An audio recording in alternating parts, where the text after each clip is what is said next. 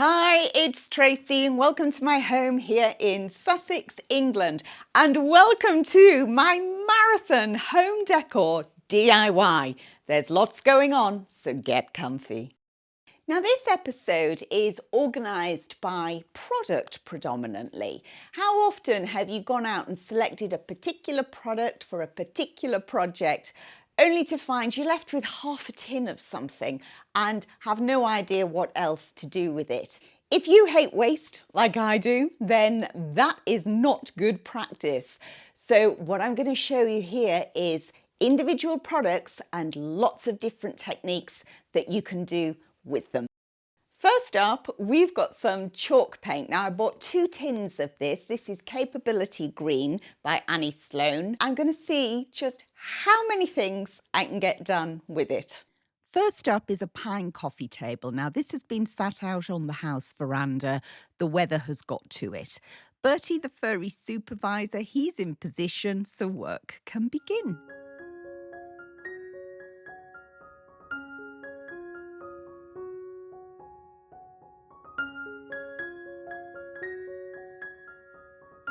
The underneath is absolutely fine, so I've just given that a wash and now I'm going to make a colour wash. So I'm using pretty much 50-50 here, paint and water, big brush, big strokes, working that into the wood. And then where I've over applied, or maybe it's a little bit too dark, I just use a bottle of water, I spritz that on and pull back with a rag, creating a stain that allows the grain to show through. Now I'm going to finish this off with Sloan lacquer. It's a product that I've used for quite a long time, but it can be a little bit tricky. So later in the video, I will give you some tips and tricks that I've learned over the years with it.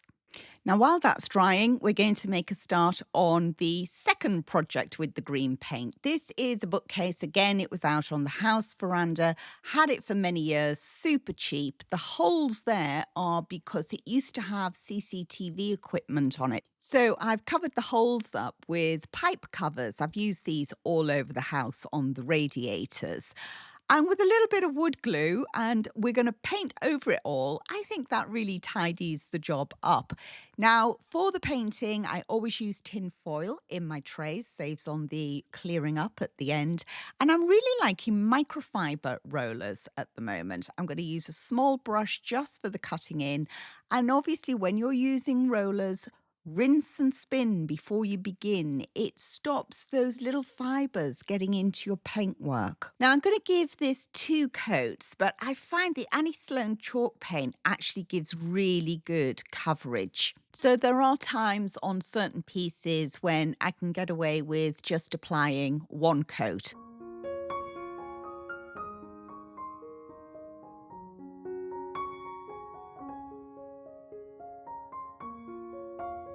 While that first coat is drying, I'm not going to waste time washing everything. I like to just use a bit of cling film, pop it into a bag, keeps the air off it all, and it will be good to go as soon as I'm ready to apply that second coat.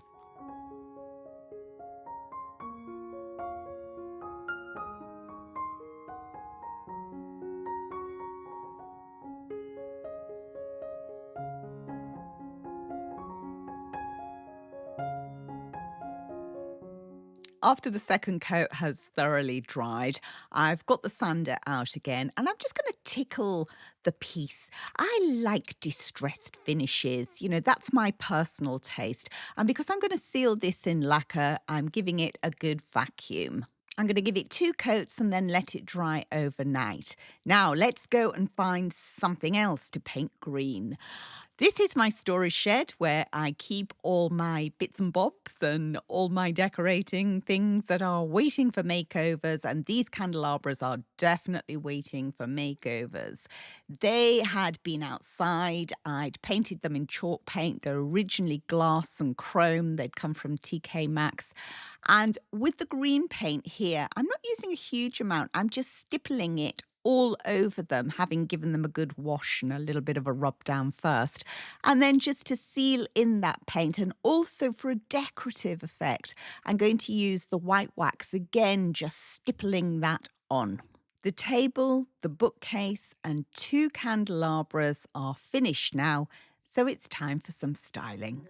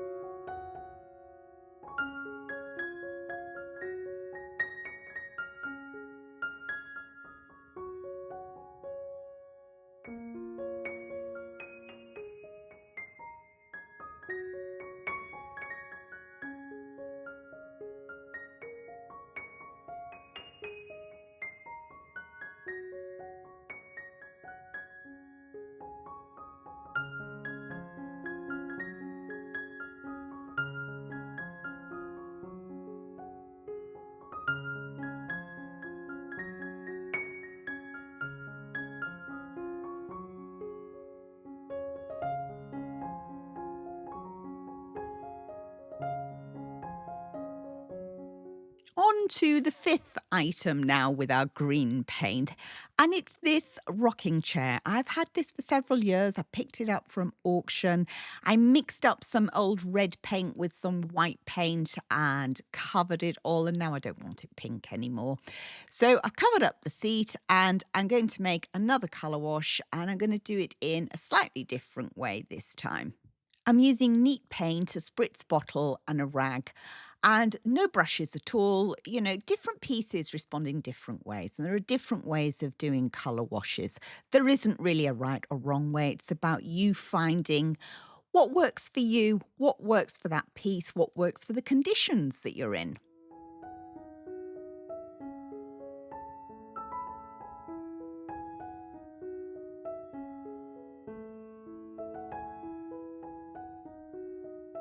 Let's check in with how much paint we've used. This is the first tin. So we are doing really well. Now we're going to go on to number 6. This is a porch swing. So I have this out on the cottage veranda. It was dark wood originally, and then I did a finish on it using white oil stain. More on that later in the video. And now I'm going to follow on with my green theme and give this 2 coats of the Sloan. And again, same thing, lining the trays, rinse and spin before you begin on your rollers. You're going to be chanting that in your sleep, aren't you? Rinse and spin before you begin. Or maybe that's just me. I have strange dreams about paint.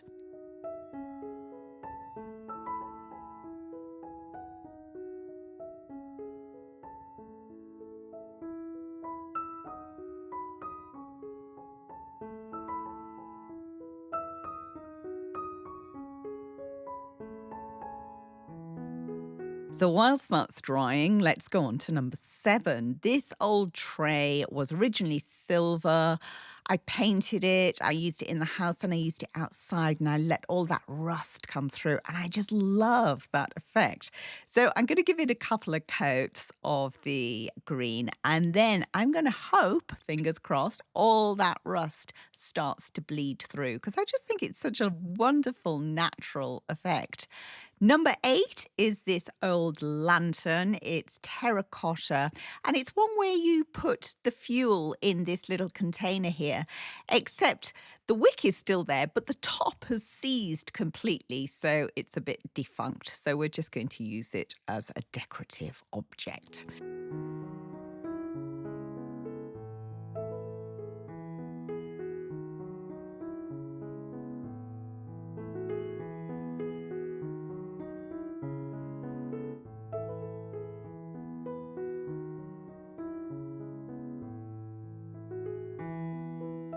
As for the top, I'm going to cover that in my favorite gold spray. It looks more like a brass.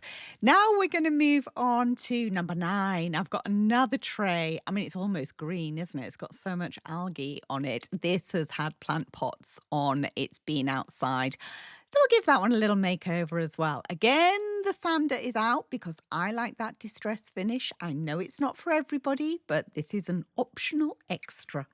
And as we always say on this channel, if it makes you smile, then it's right for you. It doesn't matter about anybody else or what anybody else thinks. Now, the porch swing is going to get 2 coats of the lacquer, and then we're going to move on to project number 10. This is a vintage bateau, a French bathtub.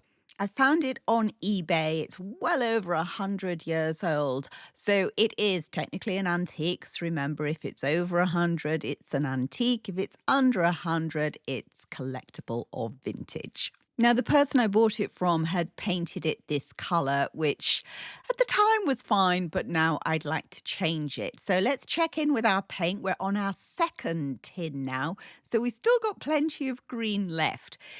You may be wondering why green is such a bright choice, a bold choice, because I am very neutral generally in the finishes that I opt for. But I see green very much as a neutral. I don't know whether you do, but we live in a rural location. We are surrounded by different tones of green. So it just felt like a natural progression for me to bring that green, particularly onto the verandas. I have not brought it into the house yet. I'm still very much wedded to my neutrals, but who knows what this year might bring.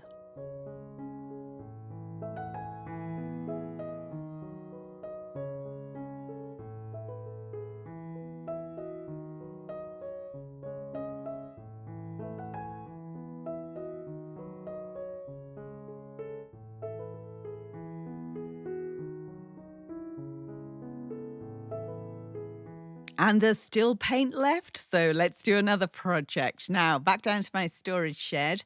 And we've got these 2 garden chairs that I picked up from auction. Sadly, one of them is broken, so that's going to need a little bit more work. But there is this chair. So this one is going to get made over. Bertie is in position, as he always is, overseeing everything. Let the sanding begin. Now, the sander I'm using here is a Mirko. It's very powerful and it could easily just strip this whole thing back to the bare wood. But as I was playing with it, I really enjoyed all these different colours and effects that were coming through. So I used a mixture of the sanding, of using a heat gun, and then not taking absolutely everything off. I never really know exactly what I'm going to do with a piece. I might start with a rough idea, but I think the piece tends to tell you what it wants. Now here I'm using a metal ruler because there was a lot of old paint between the slats, and this worked a treat. Just going up and down, it scraped off so much paint, which meant that the last little bit of hand sanding was really quite minimal.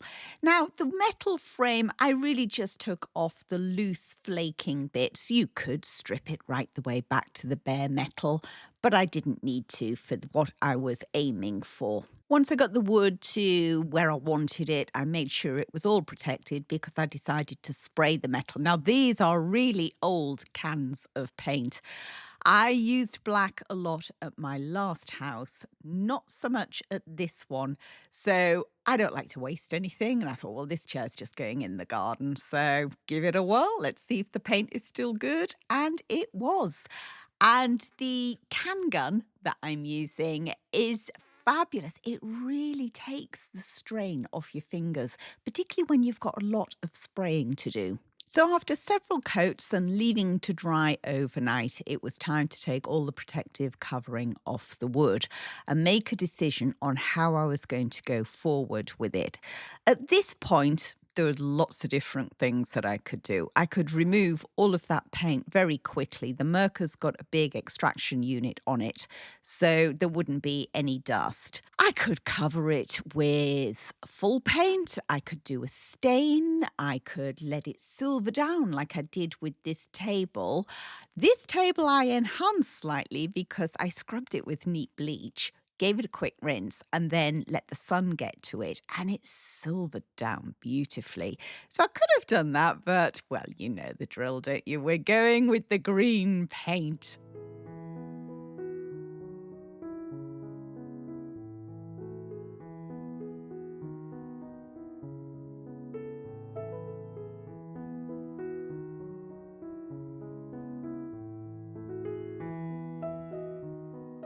I just love the way this chair is constructed because it just makes painting it so easy. You can get to all the parts.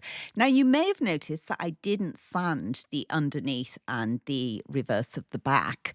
That was because there was a lot of black paint already on there, and I'd had a notion that actually I was going to paint that area green anyway. So I've just gone over with one coat. Now, I don't want to use too much paint, so the rest of the blonde wood, or the wood where I've just left little bits of paint, I'm going to do a watered down wash on it.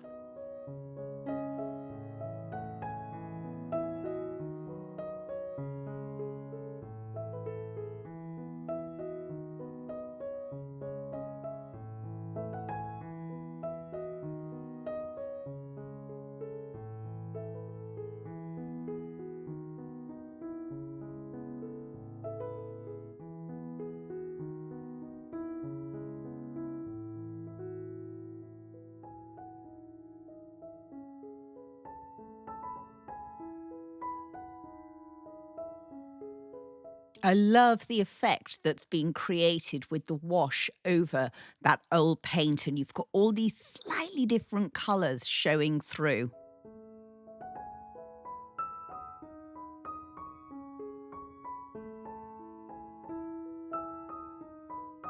Bertie is obviously giving me tips and guidance here and letting me know that we have enough paint left over to do the other chair. So that is 12 projects from 2 tins of paint.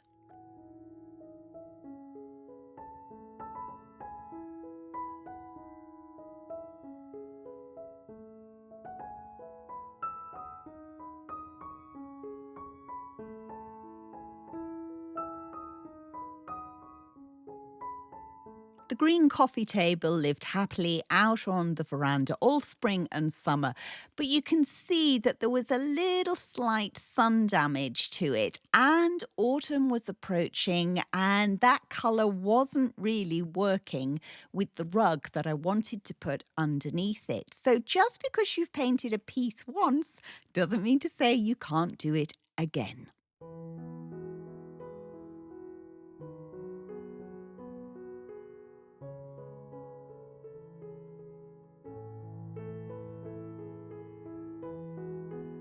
For autumn, winter, I went with a completely different colour. This is Cocoa by Sloan.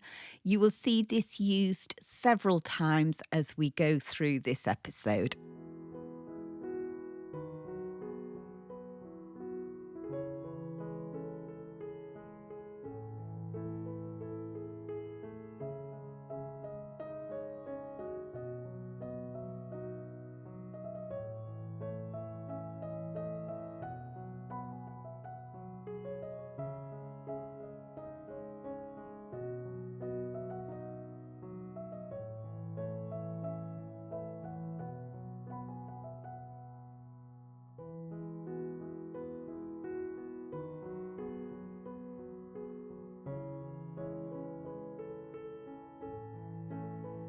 The weather was much colder, more damp when I was changing colour.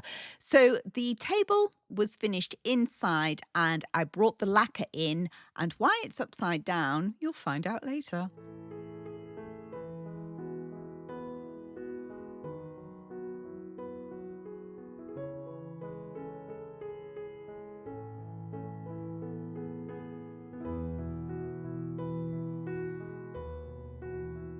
You can see now why I changed it from green. This colour works so much better with this rug.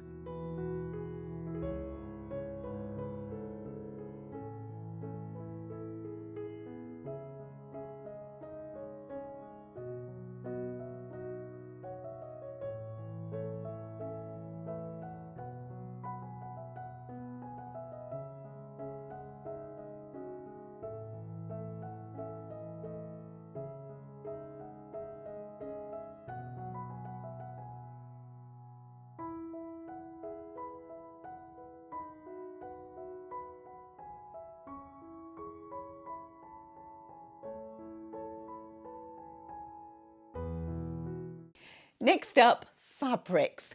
Great way to save money on your home decor. And I have been on quite a learning curve. Charity shops near me every now and then do a £1 for everything day. I found all this fabric for just £1. So it was 3 separate curtains.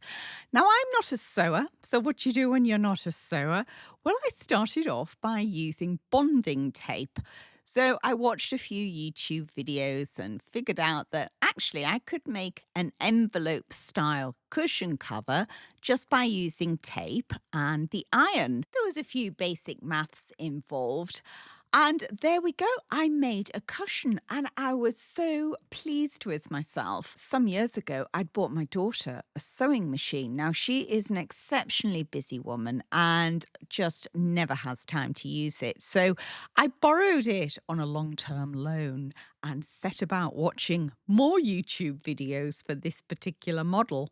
I went over with the machine on the glued ones that I'd done just to make sure they were nice and strong because I planned on using them on the veranda for the summer decorating. And quite a few of my regular viewers had said, using a sewing machine is not that difficult.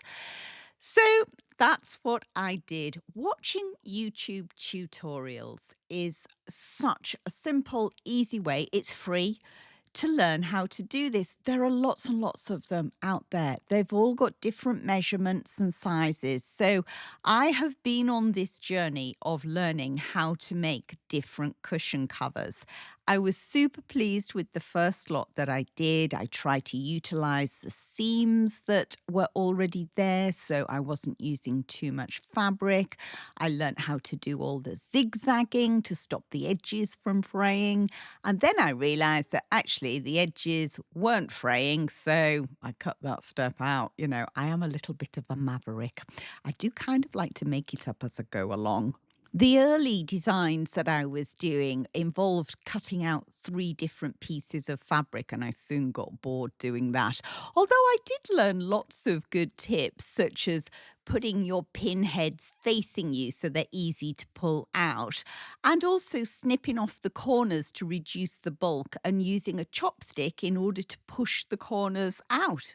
So that was it. I was away. I could make cushion covers. Obviously, I'm not going to sell them on Etsy or anything, but for seasonal decorating, I was able to make several that I could then pair with existing cushions for my spring summer veranda.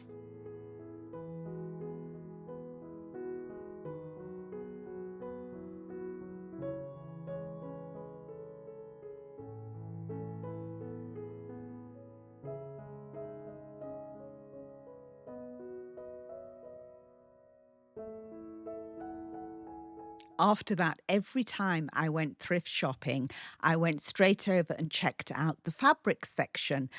And I found this fabric. Well, it caught my eye straight away. And I thought that quantity for £15.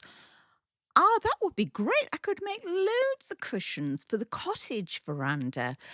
And it turned out when I got to the till, it was another £1 for everything day. Oh my lordy, those thrifting gods are with me. Look how much fabric I got. So after choosing my coordinating thread, bearing in mind the thread is costing me more than the fabric here, I decided I didn't have to skimp by cutting panels and being really economical with my cuts.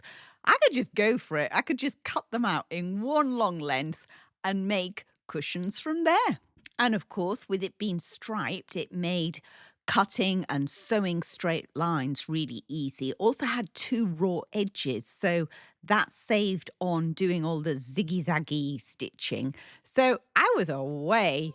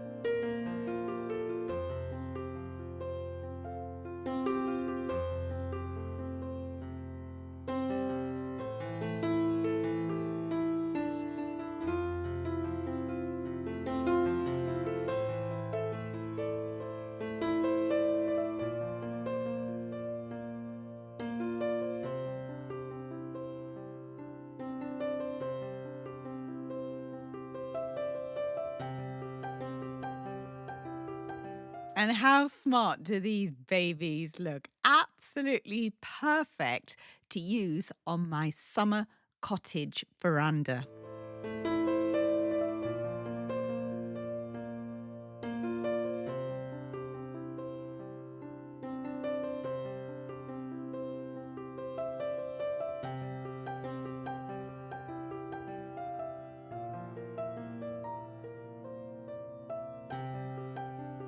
And then I struck gold. I was checking out a fabric section at the end of the summer, looking for something that I could use for my autumnal styling. And I found these beautiful, thick curtains. They feel almost like an upholstery fabric for just £15. And the beauty was they were as beautiful on the reverse as they were on the front. And the motifs, the decorations, the stitching, it was perfect for an autumnal veranda. Once I'd picked up my coordinating cotton from my local haberdashery, I set about deconstructing the curtains. So I cut off the header, took away the lining material, which will be useful for other projects, unpicked the hem, and put everything through the washing machine. I then found the simplest set of instructions for making the best cushion covers so far. So I'm using 18-inch pads. So the width is the insert times 2. So that's 18 times 2 plus 5. And the length is the insert size. So that's 18. So you can see here I'm cutting out a big long strip. So that is my 41 inches across and 18 inches down. Dead simple. And once Bertie has finished giving me instructions, typical male, and mansplaining everything, I'm going to take this to the sewing machine and I'm going to zigzag stitch all the way down the long edges, and then I'm just going to hem the two short edges.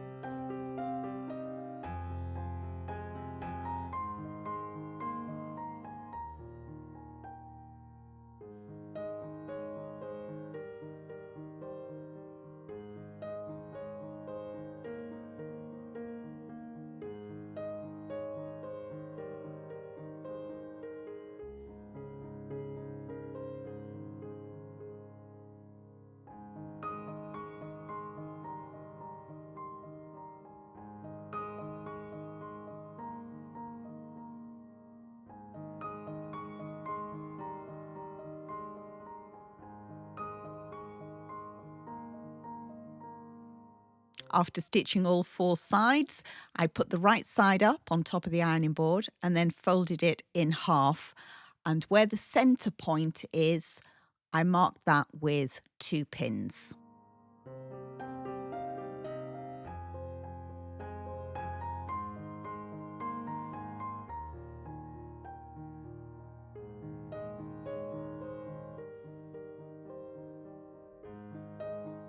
I brought the edge of the material over past the pin. So from the pin to the side would actually be 8.5 inches because that my insert is 18 inches. Divide that by 2 is 9, and then you take off 1/2 inch. So you're overlapping where the pin is. So just 8.5 inches from the edge to the pin, and then you've got that overlap, and that creates the envelope when you turn the whole thing the right way round. And then back to the machine and stitch with a 1/2 inch seam allowance.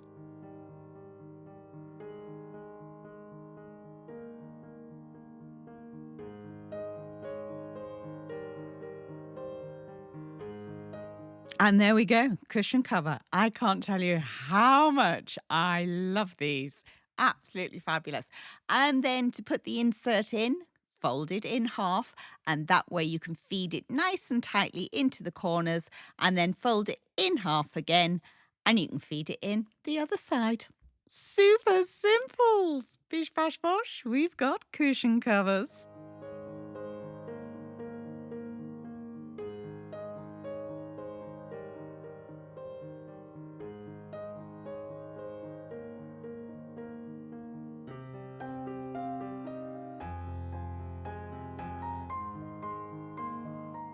And as the reverse was so beautiful, I made some more, and then it looked like I had coordinating different fabric.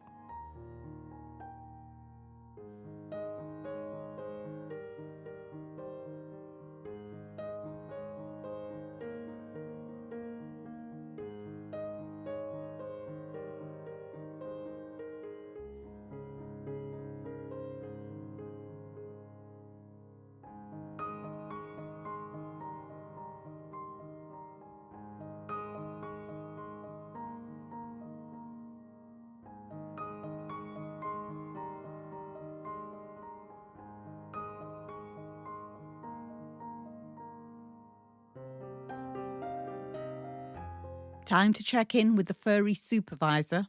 I think we're getting the paw of approval. Now, if you don't fancy trying all of that, what about the existing cushion covers that you've got? Well, I had all of these. They were too good to throw away, but I really was not doing grey anymore. So I decided I would dye them. Now, these Dylon pods are fabulous to use. They're just so simple. Straight into the washing machine, follow the instructions, no messing about with salt or anything like that. But be warned, they only dye natural fibre. So obviously the greys that you can see here are man-made fibres. So I hit upon the ingenious idea of turn them inside out because the linings were cotton and they had dyed.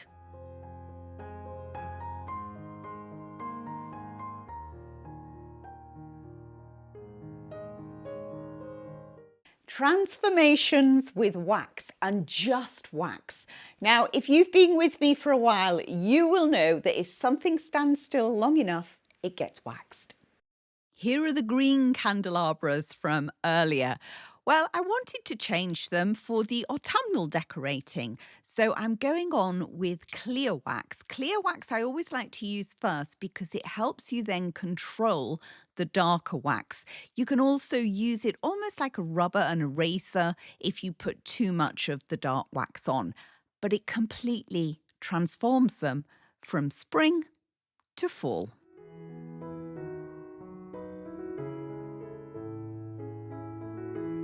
And to clean the wax brushes, nothing more complicated than warm water and washing up liquid.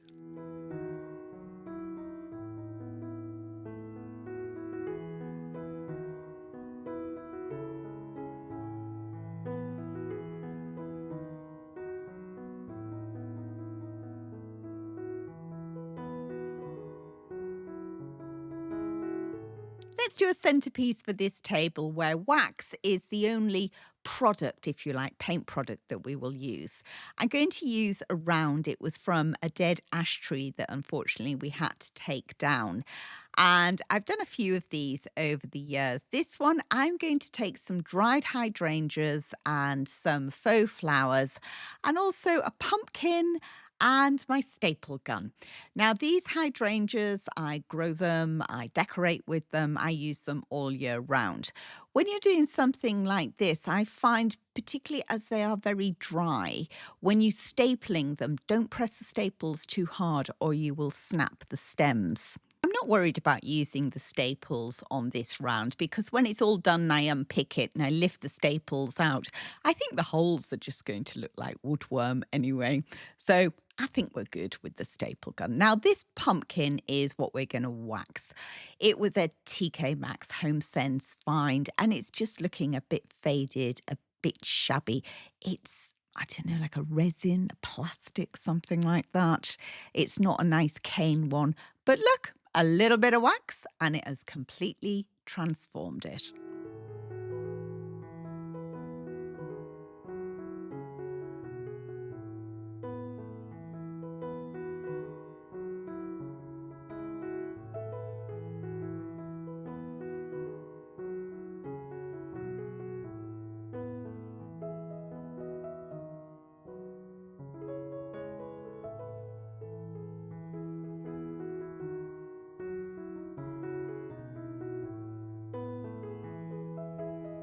Nice cute little wooden stool was found for just £20 in a charity shop.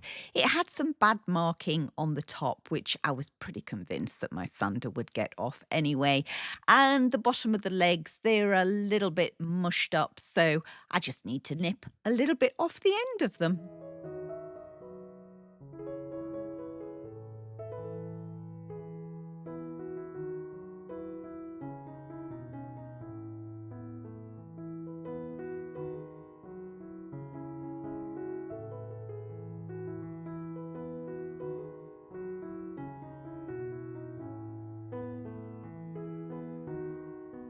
Now, when you're sanding, you should really be wearing a mask. The reason I haven't got a mask on here is that I've got a big extraction unit on that sander. So that pipe you can see coming out the back goes into basically a big vacuum.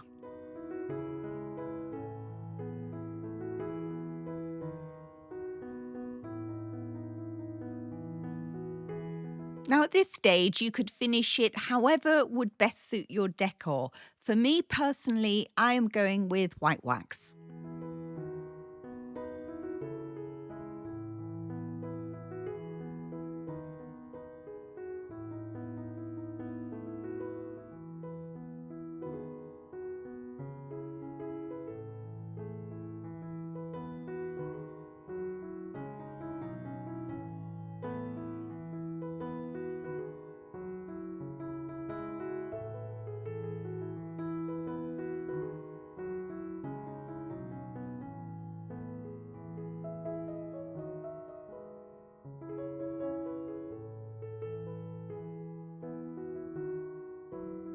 I found this tray in a charity shop for just £5, and it particularly caught my attention because it had these brass corners, these metal corners on it.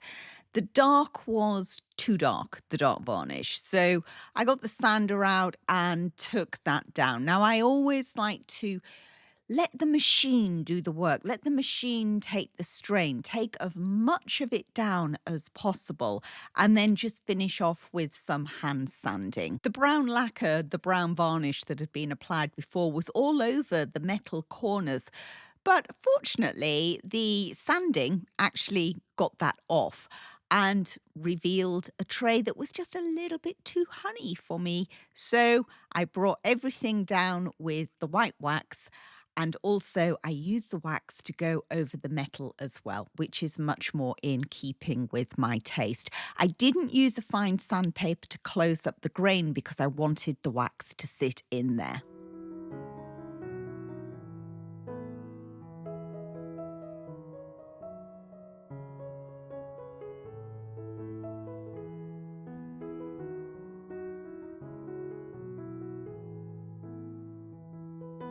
Oh, now this side table was a nice little find. Beautiful wood, very badly marked.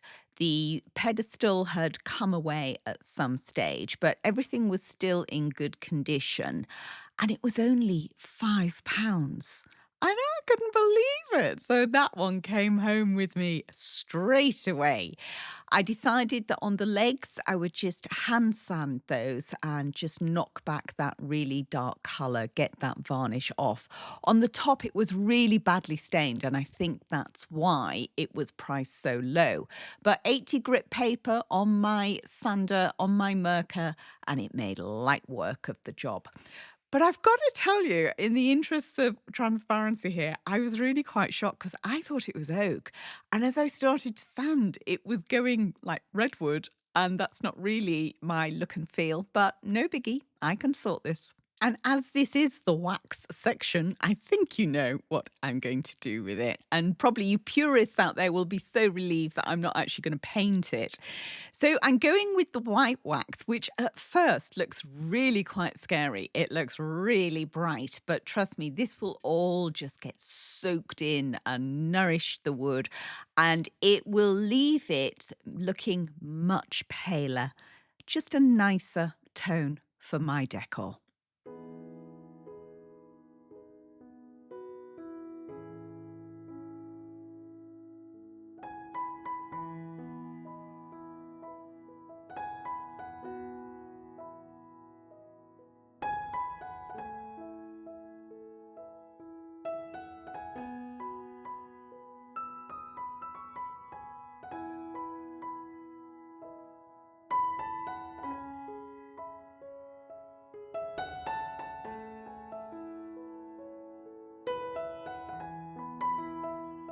Giant candlesticks next. Now, sometimes I think we can be too guilty of jumping straight into spray paint. Wax can make such a huge difference. So always consider your wax first. And just by using a little bit of wax very quickly on these candlesticks, it's taken them from spring decor to fall.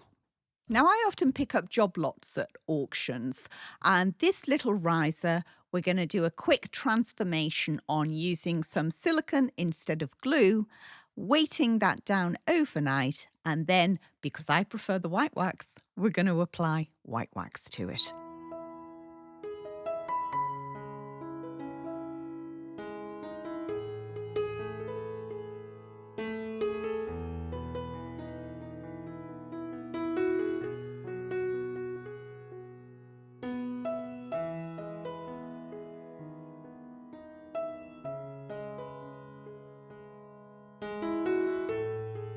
Sometimes with a piece, all you need to do is give it a good sand. This is a case in point. It's a mirror that I've had for a very long time.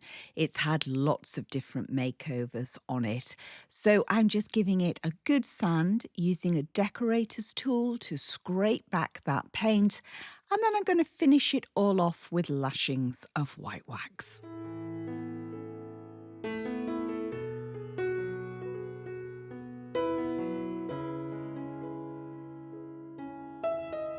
Another mirror project for you. I love my mirrors. And if you've been around for a long time, you will know that I have a lot of mirrors. I was confessing to 100. It might be a little bit more than that now. Now, when I'm doing a mirror, when I'm doing any piece and I'm taking off any of the hardware, I always keep it because you never know when you want a thingamajig or a what's it. Another little tip I've got for you here is when you're sanding or indeed when you're painting or waxing, particularly with mirrors, if you slide a piece of paper, in this case I'm using a big sheet of sandpaper, underneath the edge, you can very cleanly get to that side without scratching or damaging the mirror.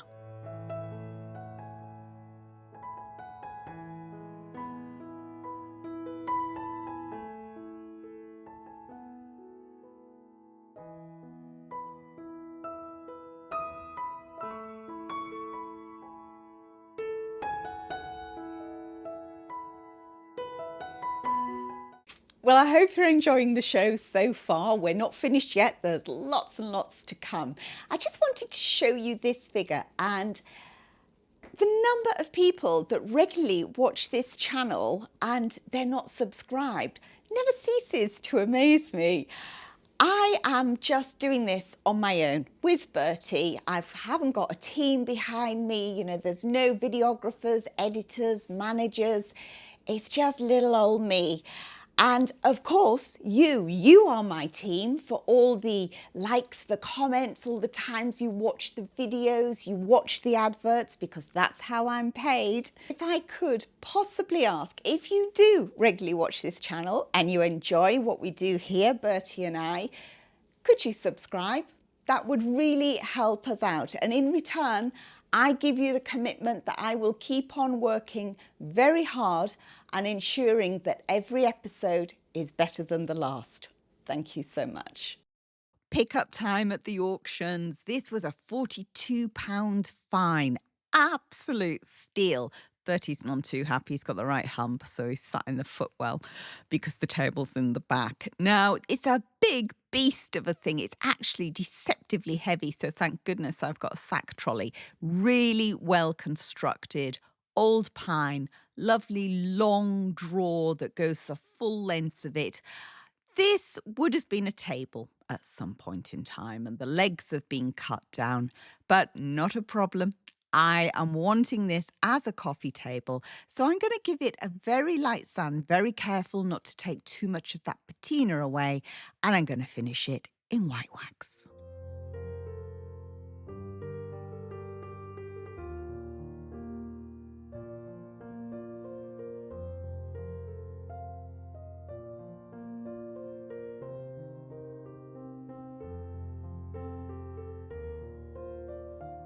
This giant wooden candlestick was found at the Malvern Fair. It was marked up at £18, and I do like a deal, so I haggled a couple of pounds off it and got it for 16. It's a thrill of the chase for me. Now, hubby did manage to split this in two on the way back, but in fairness to him, it did look as though it had been split before because it had some glue in the joint. So this is going to get a good sand down and finished with white wax.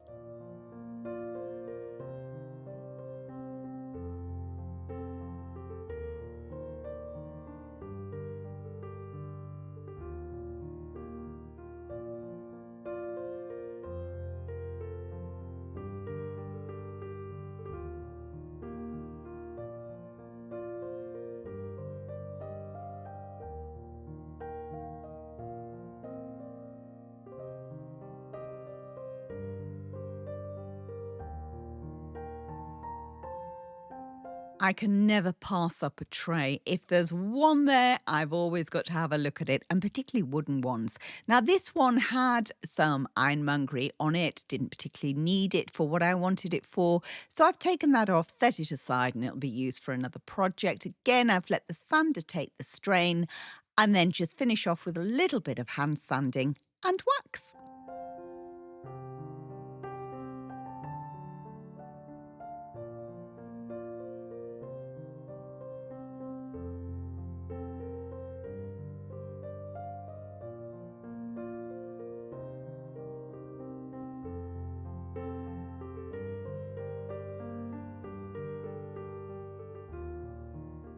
Next we have oven cleaner, the humble tin of oven cleaner. And I've had some success with that in 2024. Well, the heart started to race a little when I walked into this charity shop and found this bowl. £40. Now, I've seen these go for hundreds. The lady in the shop said somebody had just donated it and she'd been using it as a fruit bowl.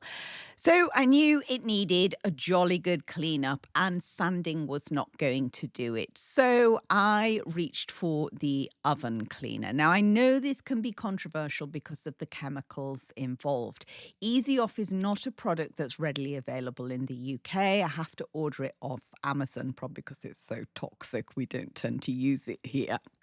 So I wouldn't personally recommend you using this on large projects. Something small like this every now and then, I think we can probably safely get away with that. So once I've given it a good spray, I use a small wire brush just to agitate it, to work into all the little nooks and crannies and give that a good going over. About 20 minutes, I tend to leave it on for, and then give it a good hose over and repeat the whole process.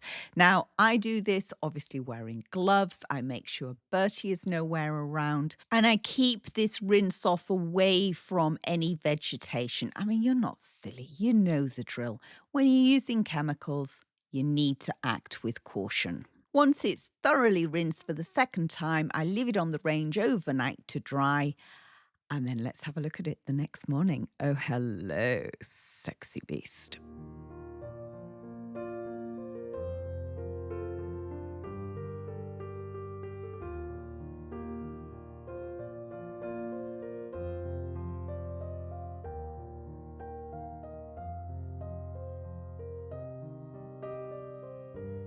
When I found this heavy wooden bowl for just £7 in a charity shop, well, I think you know what's coming, don't you? I could not resist it. It was very dark, but I thought, would the oven cleaner work? Because it doesn't always work.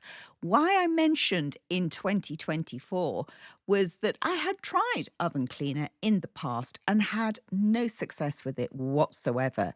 And it was only when I tried Easy Off, this is the only one that I've ever found that actually works for me.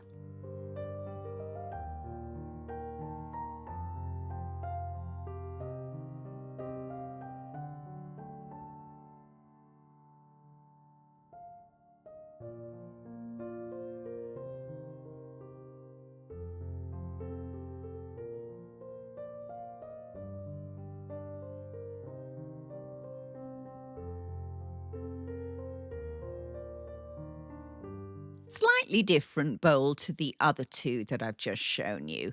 And I've had this outside for quite some time, not really loving the handles or the little detail on the side. So I took all of that off, and then on the reverse, I just put the sander on it. And that was very easy to strip down. But obviously, sanding the inside and going round on the curves, I thought, let's try the oven cleaner.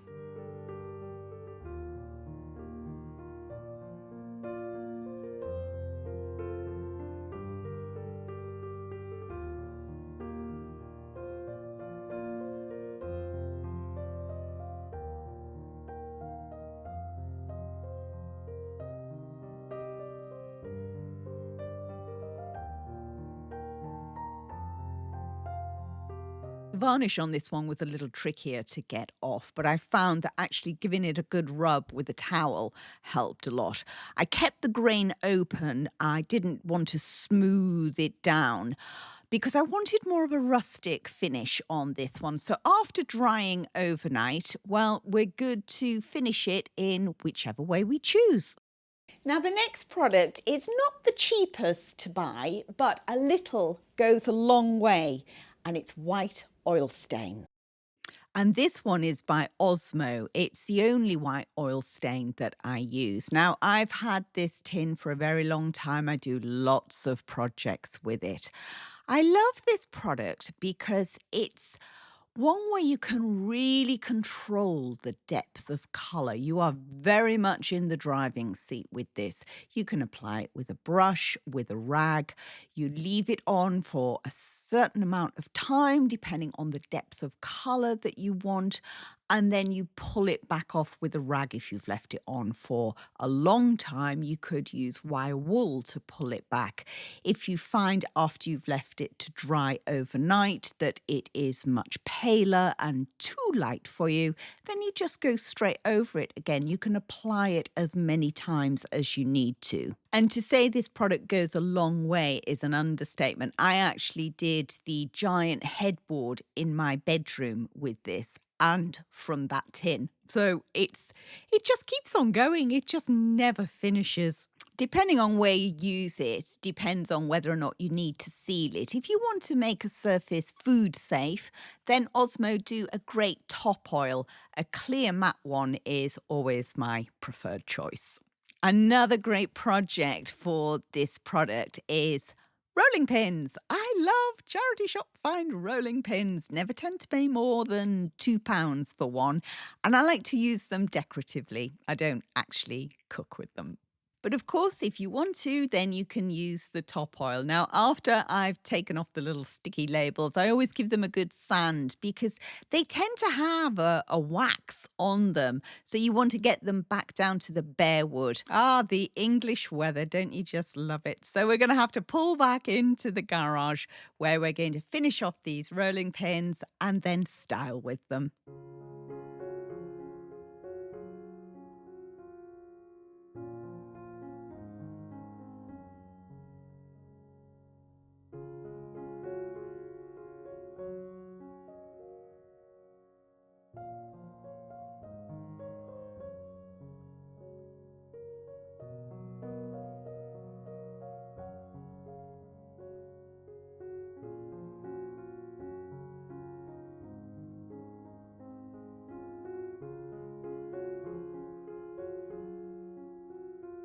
The white oil is also great for chopping boards if you want to lighten your chopping board.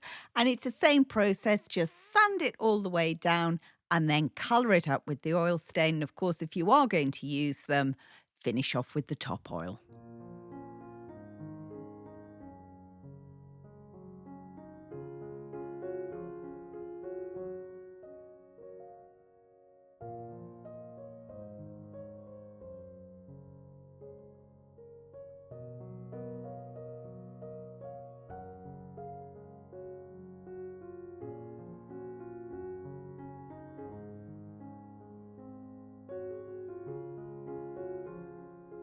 The white oil stain is great for knocking back that orangey colour that you get in pine.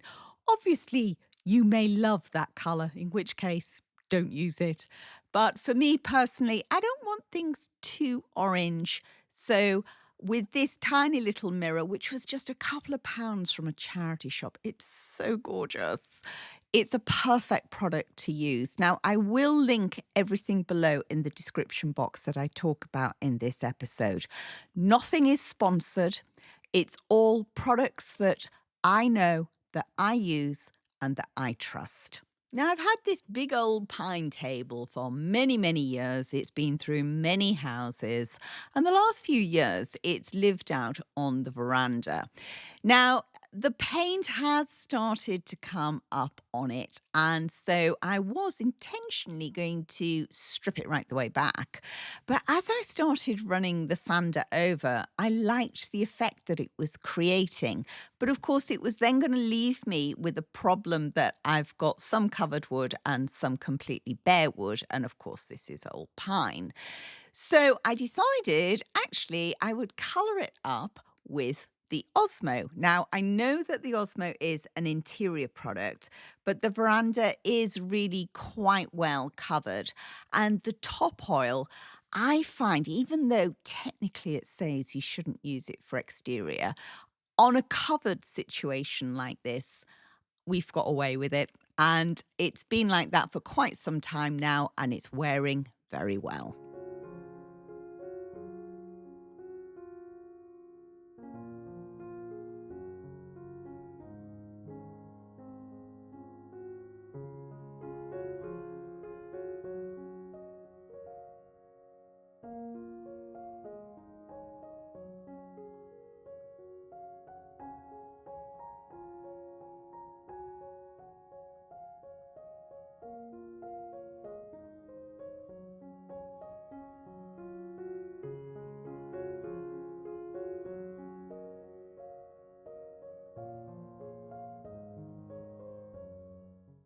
Now for my all-time favourite, wall filler. Who knew this humble little powder could create such fabulous effects? Wall filler, or joint compound you may call it. Basically, you use it for filling in holes in walls. Now, to that, I add various herbs and spices. So I use soil, grout, two types of cinnamon, cayenne pepper. I've got out here some coffee granules and also mixed herbs. I'm missing chili flakes. I tend to use chili flakes a lot. For the purposes of the first example, we're going to use coffee, mixed herbs, and also some matte lacquer. I don't tend to spray this effect very often, but sometimes I do. We need water, mixing bowl, gloves, and an apron because it is going to get messy. Obviously, the supervisor needs to be in attendance as well. Now, this bowl was just £2. I love it when I can find big bowls like this. The colours really weren't doing it for me. The pattern wasn't doing it for me. Quite often with china, if it's got a damaged area to it, I'll use it out on the verandas and I'll just turn the damaged area to the back so you can't see it. But this one, I do want to do the effect on. Now, if you have not seen this before, it's really quite simple. And it's just mixing up the powdered wall filler. I use a quick set one as well with water and just getting it to this kind of consistency, nice and gloopy. And I use a patting motion. It will stick to anything. I've not found anything yet that it won't stick to. And you just keep working your way around. It's very therapeutic. It takes time.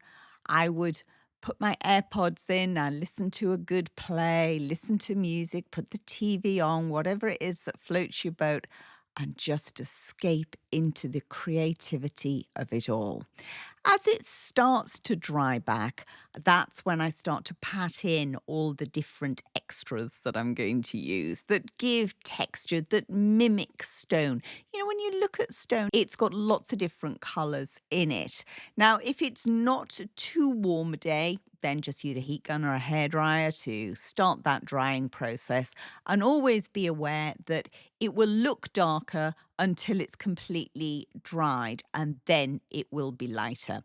Now, just to finish it off and to smooth it down, I don't like it too lumpy bumpy, I switch to clean gloves, and that way you don't get the product lifting back off. I leave them on top of the range overnight to dry, and when it is thoroughly dried, that's when you can then put the lacquer on it. If it's not going to be in a high touch area, then I would say the lacquer is not essential. Now, I know lots of my regular viewers have used this technique with great effect. In fact, I had a message the other day from Stephanie in South Africa. Hello, Stephanie, who was saying that she's done it several times and lots of her friends have commented on it. And that morning, she downloaded one of these videos with my stone effect treatment on, and they were going to have a ladies' morning, a girls' morning, and do the effect together. So it's a wonderful communal thing. Come together and have a faux stone party. Just maybe don't tell your family you're going out to get stoned with your friends because they might not quite understand.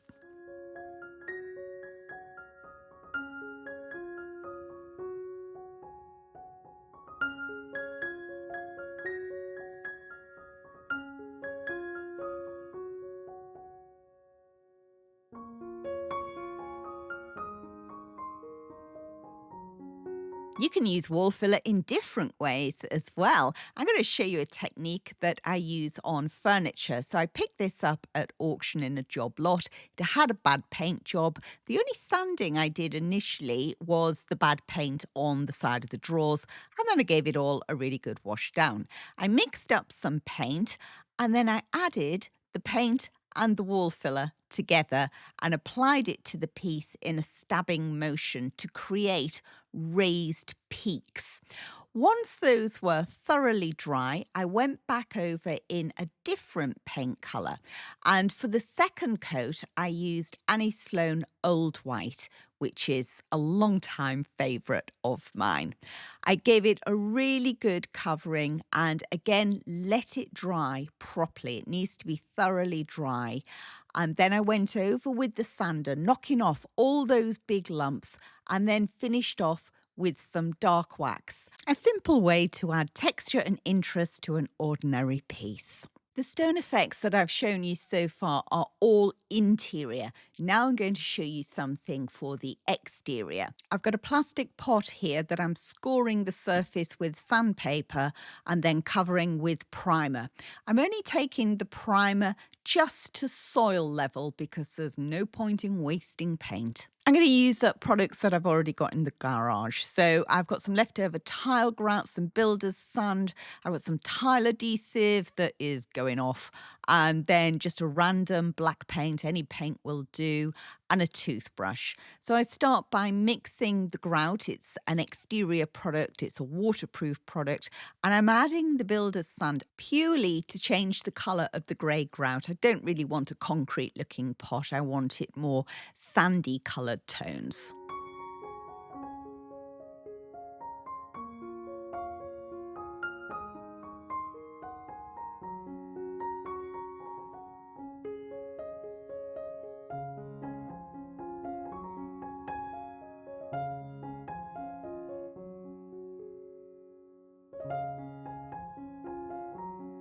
As the mix starts to dry, I do exactly the same as I do on the interior effect. I go over and start smoothing down those peaks, and as it dries, it lightens.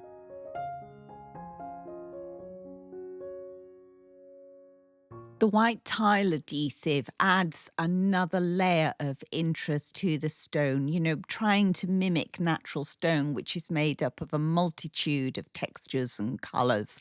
And as this dries, it dries back not so bright white.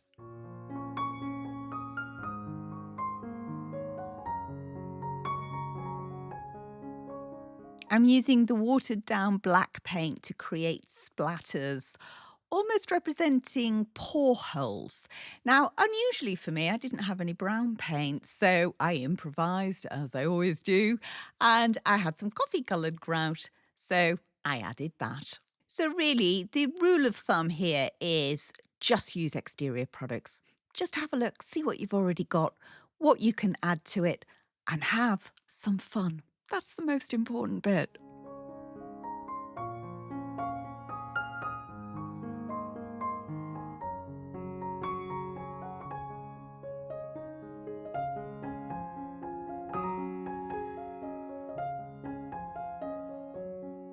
Back to the interior stone effect. Now, if you've invested in a bag of easy fill, a bag of joint compound, you're going to want to use it all up. And it's not just vases and bowls you can use it on.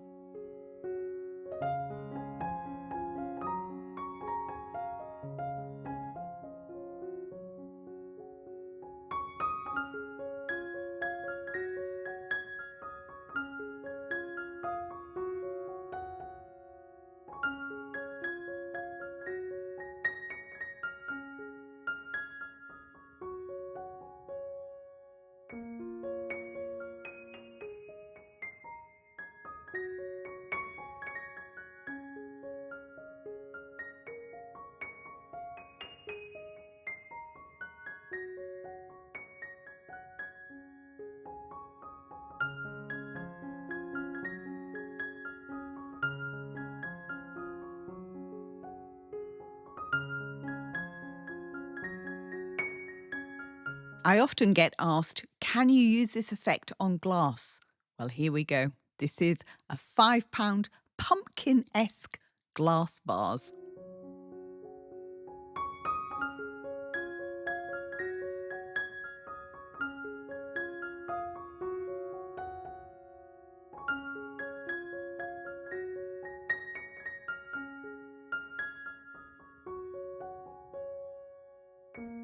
Now, if you want to do a more simplified version and you don't fancy raiding your spices drawer and your cupboards, this is how the effect first started.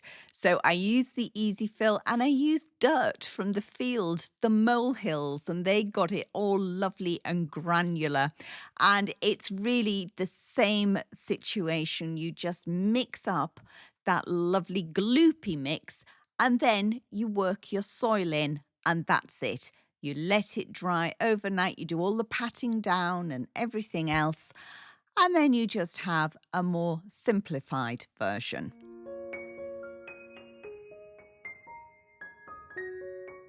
Twine, a very simple product, but you can use it to great effect. Here's a series of lamp makeovers for you. This used to be a very shiny, silvery lamp with a sparkly shade on it.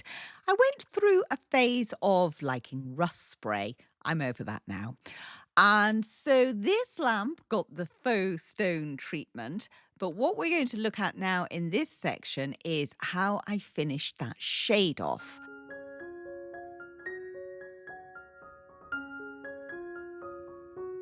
Rain stops play again, so it's into the kitchen we go.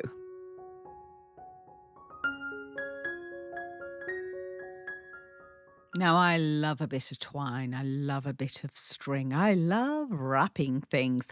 And I particularly like this coir bean string. I use it so much. And I'm going to wrap the flex. Now, I know some people say, but surely that's a fire hazard. I only ever use LED bulbs, and therefore they pull through such tiny amounts of electricity that this has no impact on the safety, if you like. And I've never tried it on anything that would pull through large amounts of electricity. So, as with everything, be sensible.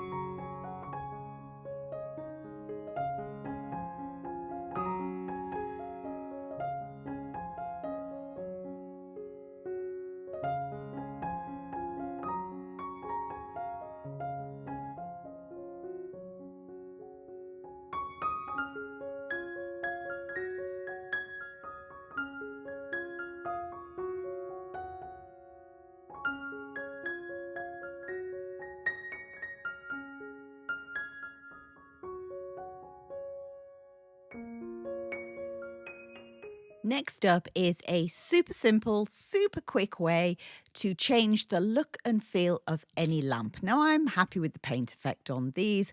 And yes, I have wrapped this cord as I normally do to hide ugly flexes. However, I'm not loving the light shade anymore. So let's get it down on the floor and get it changed.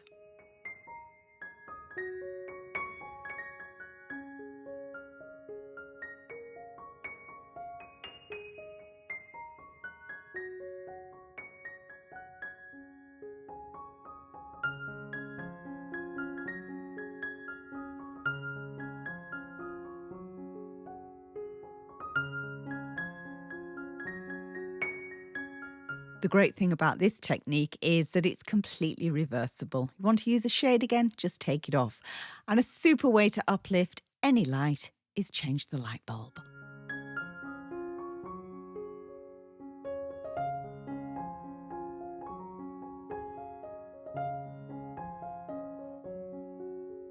Now, this beautiful pair were found in a charity shop for just £7.50 each, so £15 for a pair of stonking lamps.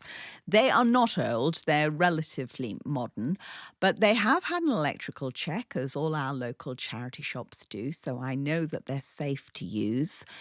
They've also had a bit of a bad paint job at some stage, and this purple is not floating my boat, so ta-da, stone effect and lots of wrapping. Now, bulbs, as we mentioned on the last lamp makeover, bulbs can make such a difference. Now, these little sexy numbers were found on Amazon. I don't think they're available in USA, unfortunately. These were on the UK site. If they've still got them, I will link them below. But look at the transformation of that. Super sexy.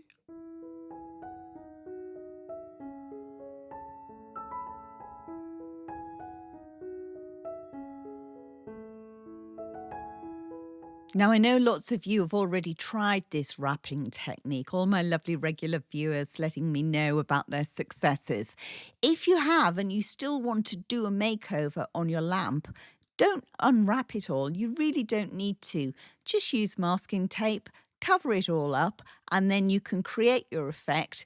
If you've done the flex, what I tend to do is pop them in a bag and just tape around the top of the bag.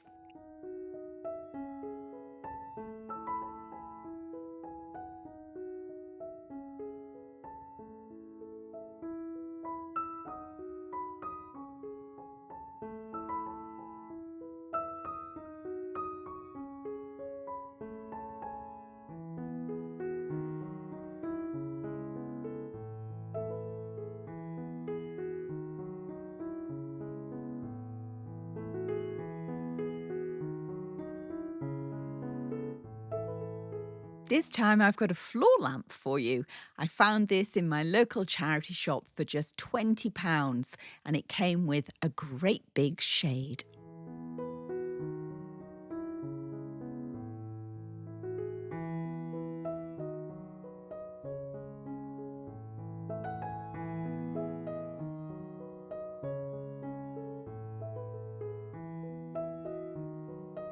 Fortunately, there's a label on the bottom, so we know that it's oak and it has no age at all.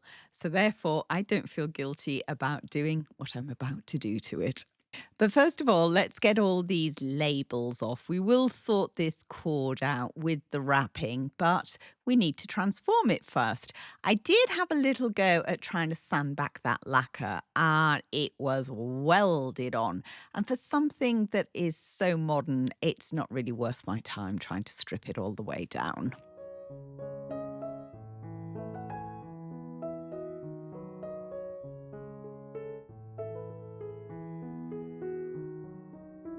Oh, and if you think this is just going to be a boring white painted lamp, it's not.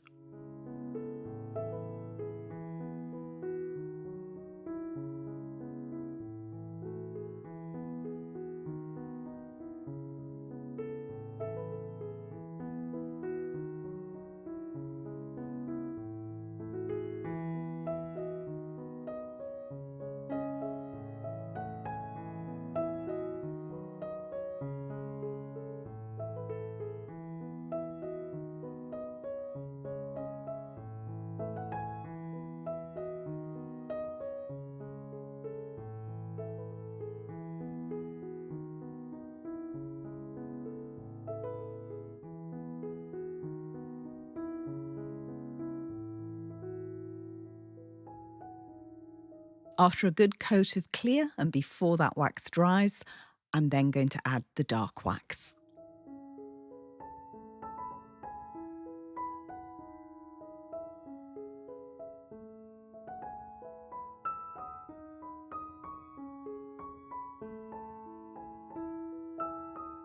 Now you could leave the brass lamp holder exactly as it is, but I'm going to use some florist wire.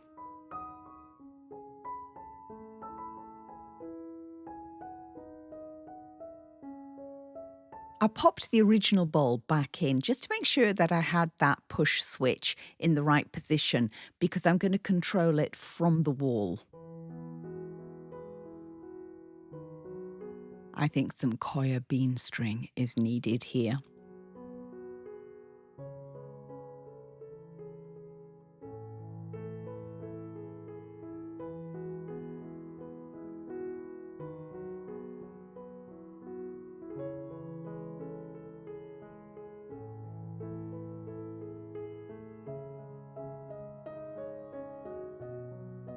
Okay, confession time.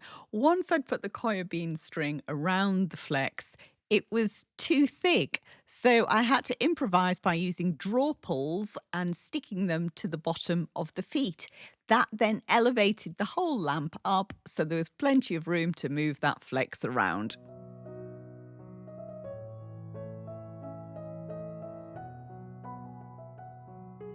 And I've popped in a test tube bulb just to finish it off.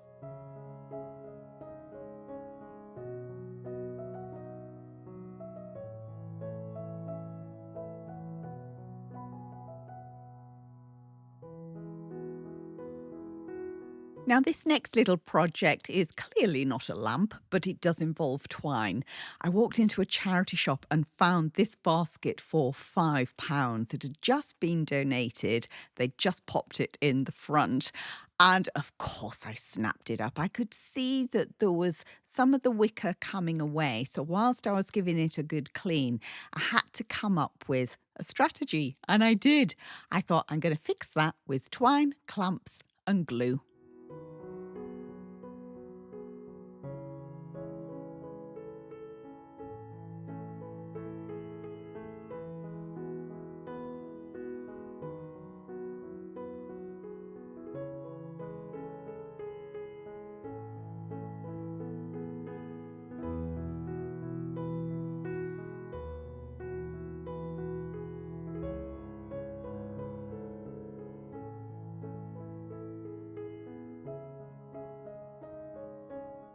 Have you got some leftover glue? Here's some ideas of what you can do with it. I found this rocking chair in a charity shop for just £12.50. I know, absolute steal. It's modern. It's had a very bad varnish job on it. It was all peeling away. So I decided I'd do a crackle glaze effect using old wood glue. Now, because this is old, the carpenters had left it after we did the big build here, I decided to do a test on a board first. So applied the glue, put the paint on, and then helped the drying crackling process by applying some heat. Once I was happy that that was going to work, I washed the chair down and chose my paint colour, which was French linen. I decanted some of the paint into a pot because I was using glue first, and obviously you don't want to corrupt your paint tin. So I applied the glue, applied the paint, and then went on with the heat. You could use a hairdryer if you haven't got a heat gun. And I worked in sections because this was quite a big project. Once I was happy with that and all the crackling had happened, I went in and did a little bit of distressing, and I did that with sandpaper and a damp cloth. I then covered the whole chair in clear wax and then added dark wax for the detail.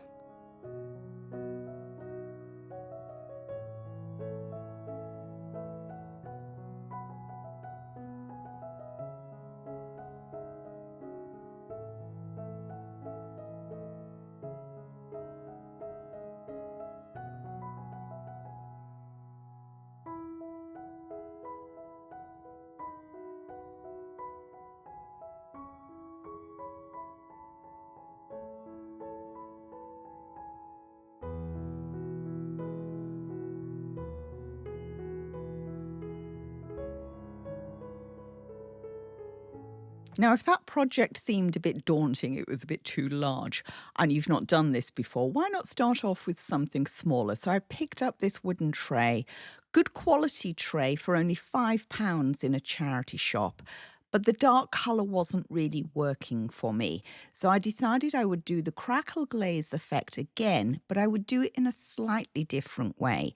This time I sandwiched the glue between two coats of paint. So I painted the tray first, applied the glue. Once that was tacky, I applied another coat of paint.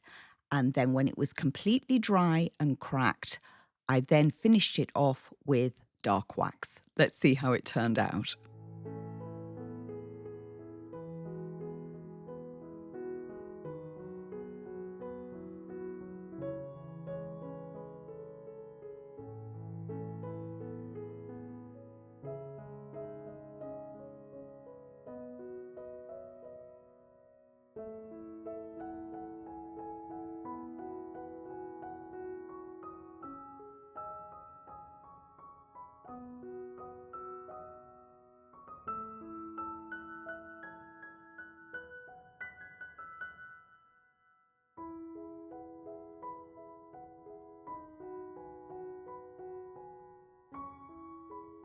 Now, we all love free materials, so let's have a look at what we can create for things we don't have to pay for. In this corner of the kitchen, I have a large mirror, which I do like to pop a wreath on. More on how I did this mirror later. Now, I've got a straw wreath base. I ordered this off Amazon, so I will link it below. And I have this wonderful tree. It's a Magnolia grandiflora. It's got really lovely, thick, waxy leaves. And they shed sometimes. They turn brown, drop off, so I scoop them up. And I'm going to use nothing more complicated than florist wire to attach them to the wreath. It's a wonderful project to do. You can go out with your children, with your grandchildren, get out into the wonderful fresh air and start picking up what nature provides for free. You don't have to have a Magnolia grandiflora. You know, these thick waxy leaves are wonderful to work with, but actually this project would work with any type of leaf.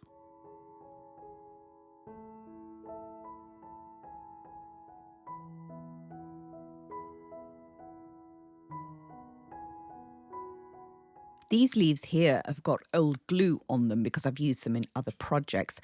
I preserve them by applying clear wax. I apply it with a brush or with a cloth, and it creates this gorgeous, supple effect, and it elongates the life of the leaf. I ran out of wire, and rather than tying on a whole new reel, I decided to glue the last few leaves on. Now, I wouldn't recommend gluing the whole wreath, it would take forever.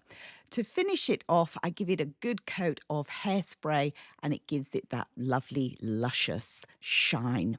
And I love this so much, I've actually popped it back up for my winter styling. So I'm going to get a good 2 seasons out of it. Now, hydrangeas. I get 4 seasons out of hydrangeas because I use them all year round. I grow these, I dry these, and I spray them. I alter the colours in order to suit the different seasons. And I find when you're spraying them, use multiple colours and less is more. You don't want to completely coat them.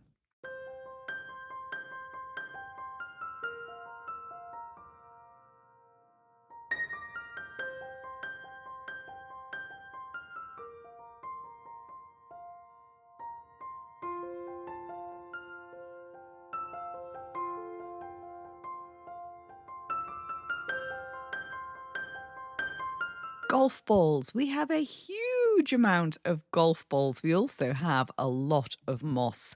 It can be very damp here, so we get lots of moss, which is ideal for decorating. So I take the golf balls and wrap them in moss. Once I've got a really good coating of the moss, I then use florist wire and I wrap it around and around different directions just to secure it. Then I snip off the wire and I have a spritz bottle there of water and I periodically spritz them because I use them all around the house. I use them in bowl fillers as well. I use them for every season. And by spritzing it, it just keeps that moss green and looking fresh.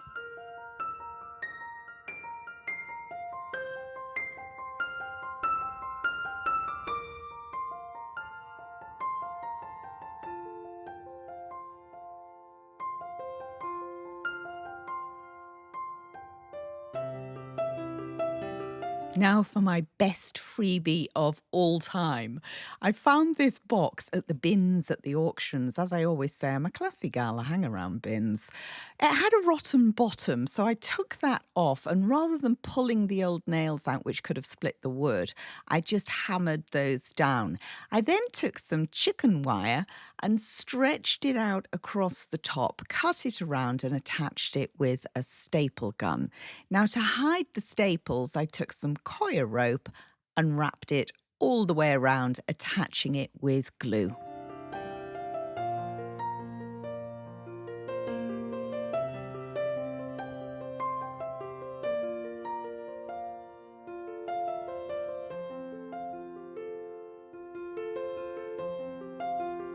The next project is about thinking thinking outside of the box, no pun intended, for plant containers. So I've got these two little trees, bought them when they were super diddy, and they are growing very fast and they have outgrown the buckets that I planted them in. So I found these two filing cabinet drawers, which I thought would be ideal because they've already got the drainage holes. I had sprayed them up in a grey and then I'd never used them. They were just sat in the shed rusting away, but either side of the porch entrance there, filled with soil, they look fabulous. I also popped in some bulbs that I just lifted from my cut flower bed, and then to hide the bare soil through the winter months, I added pine cones that I'd collected for free when I've been out on my walks.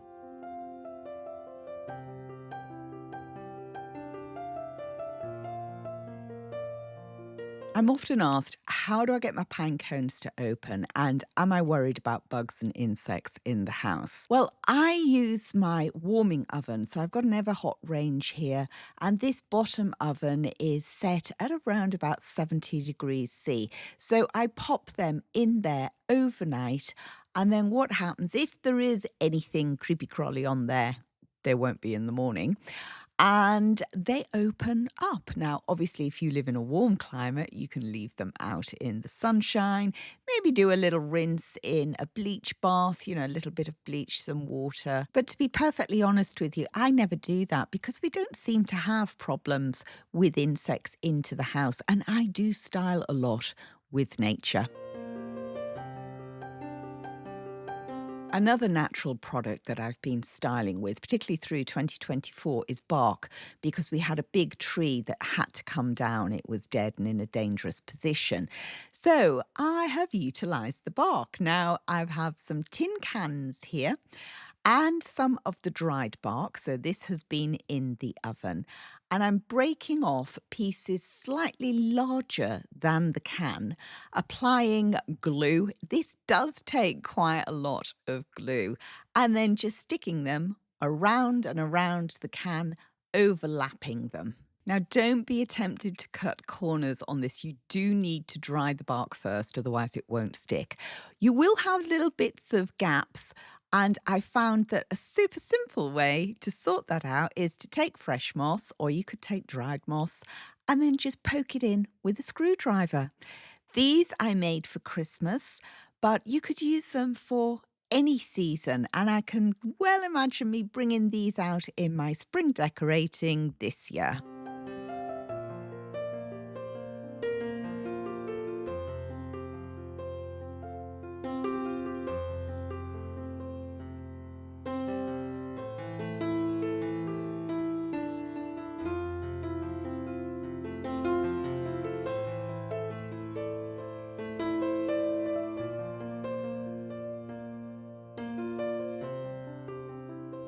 Another straw wreath base, and this time we're going to use the bark and do the same process on the wreath.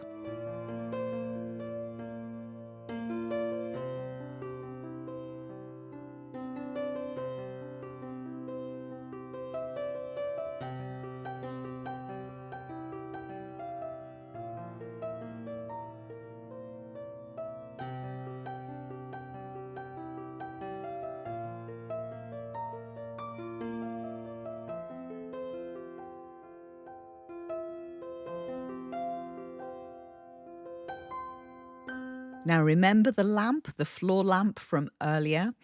There was the lampshade, which I didn't do anything with. So, of course, I don't like waste. So, let's utilize it. I thought this would be great for my autumn styling. So, I decided I wasn't going to do any wrapping. I loved the color of it. That terracotta-y color just screamed autumn at me. So, I pulled out my chicken wire. I've always got a supply of chicken wire because it's very useful. Flipped the lamp base over so it looked more like a bowl, if you like, with the narrower part at the bottom, and then filled it up with the chicken wire. Now, the chicken wire gives great support to anything you want to put in it. So what to put in it? I had some magnolia branches. I had used some fresh magnolia in a display, and eventually, the flowers died, the leaves fell off. But the branches were really quite interesting. So I kept those in the garage and thought, I'm going to get some use out of those. And lo and behold, I did. I made sure that the biggest branch went through that center point to give some support, then pulled out the spray paints, and of course, the hydrangeas came out. And I gave a little bit of autumnal spray to it, changed the colorway slightly, slid those in and thought, quite like that. Let's get it into the kitchen before we do anything else to it. And of course, it's super lightweight, so it's really easy to move around. You could do this with any size lampshade. It doesn't have to be an oversized one like I used. I decided then to add a few more little embellishments. So the dried eucalyptus came out and a few more hydrangea heads.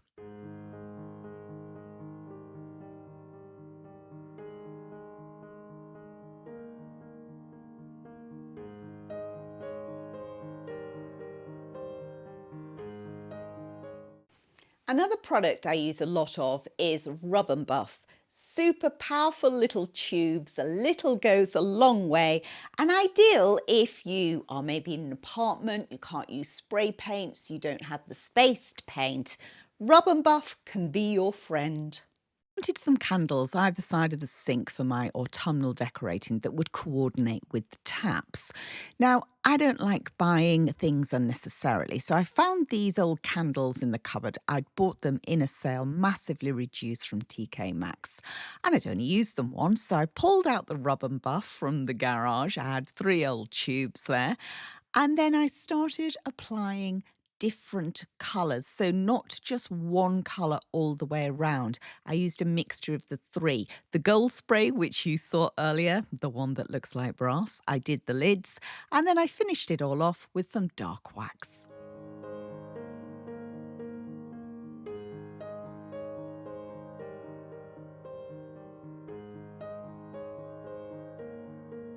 I had a collection of candlesticks that I'd coloured up before, but I didn't like the finish anymore. And I used 3 different tubes of Rub and Buff. I tend to work with 3 different tones, coloured them up the same way, and it creates a cohesive look. You can also use it outdoors as well. So these 2 planters I use out on the house veranda. Didn't need that bright green colour, which I'd used in some spring decorating. Wanted to bring those tones down to use in the autumnal styling. And so I just coloured them all up with the Rub and Buff. It's a super simple way. I left a little bit of the green showing through, almost like a verdigris effect, and they styled beautifully.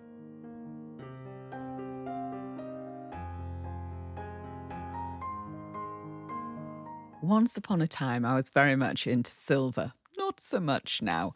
But I had this cute little lamp I'd picked up at TK Maxx some time ago. So I decided to give it a makeover. Remember that black paint that we used before? I'm still working my way through those tins. So I covered up the electrodes and then sprayed the whole thing in the black paint. You can use any paint. It's really just to give it a base and to take away all that silver shine. A nice matte black would look lovely here, but it's irrelevant because we're going to layer this up so much.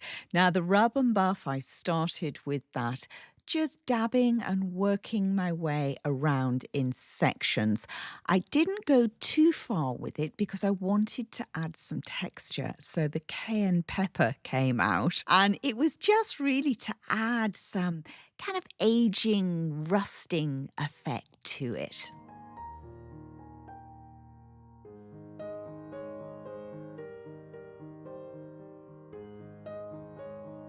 When when it came to the inside of the shade, I wasn't over impressed with how the rub and buff was applying. So I decided to cut my losses and I got the spray paint out. And within a couple of squirts, it was all covered. But it was a really bright gold, which again wasn't the look and feel I was going for. So to dull that down, I got out some dark wax and I absolutely loved the effect that it created. So I carried on around the rest of the lamp, applying the dark wax and topping up with the odd little sprinkle of cayenne pepper.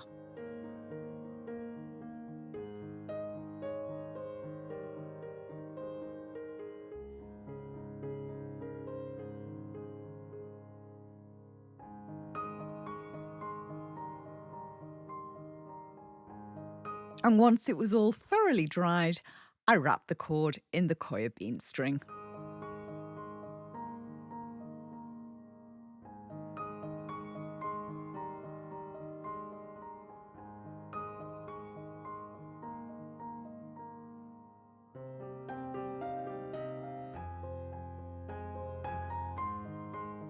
We're going to do some mirror makeovers now, and the simplest way of making over a mirror is with chalk paint.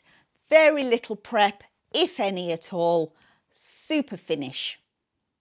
If you watch my shop and haul videos, you'll often see me reveal a mirror. Oh, it's a weakness. I just can't leave them behind. And this little baby was just £4, solid oak, beveled edge glass. Had to come home. So, after snipping off the old wires and fixings, I generally just tend to give them a good wash. I rarely take the backs off, particularly if I'm using Sloan chalk paint. Now, a lot of people do say to me, why don't you tape up the glass? Well, do you know that's just another step in the process? I find the easiest way, once I've applied a couple of coats of paint and done my distressing, is just to take a blade and run it all the way around. The chalk paint comes off really easily, and I do love to layer up my smaller mirrors.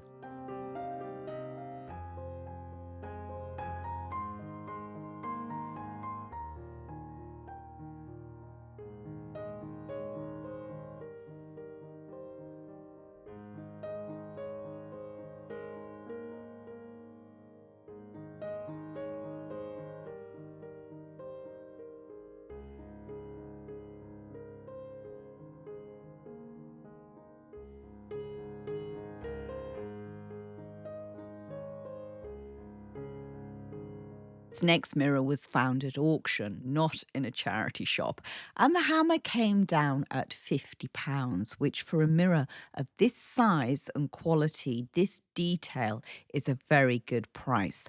On closer inspection, I could see lots of bits of damage, bad repairs. So after a jolly good clean, I decided Enfleur was going to be my colour of choice as a base coat. So when I painted this on, I did it almost in a broken finish so I could let other colours show through.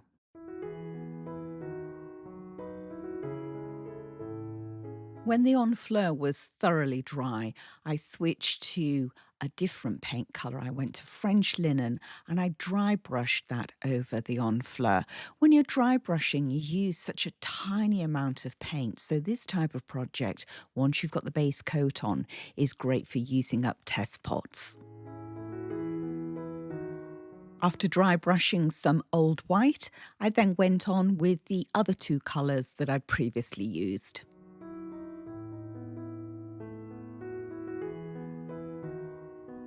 This little cutie was just £5. Oak, lots of character, but it did need the back to come off because it wasn't in a great state.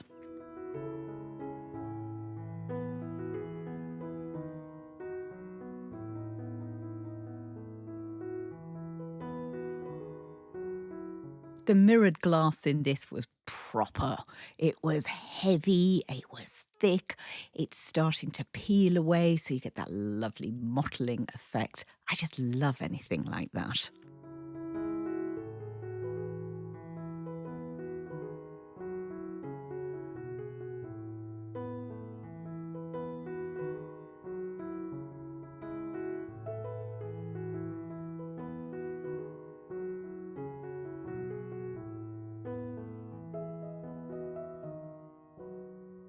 The corners on the top detail were a little bit damaged, but rather than messing about with wood filler, I just sanded them around to make them look neater.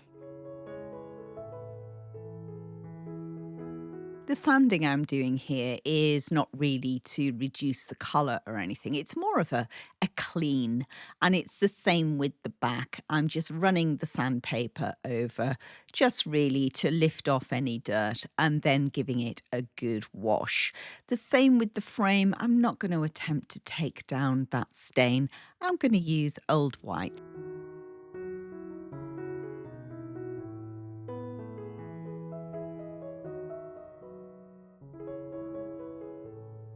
I'm not using any stain block. I'm going straight on with the paint. That's because I like the tannins to come through.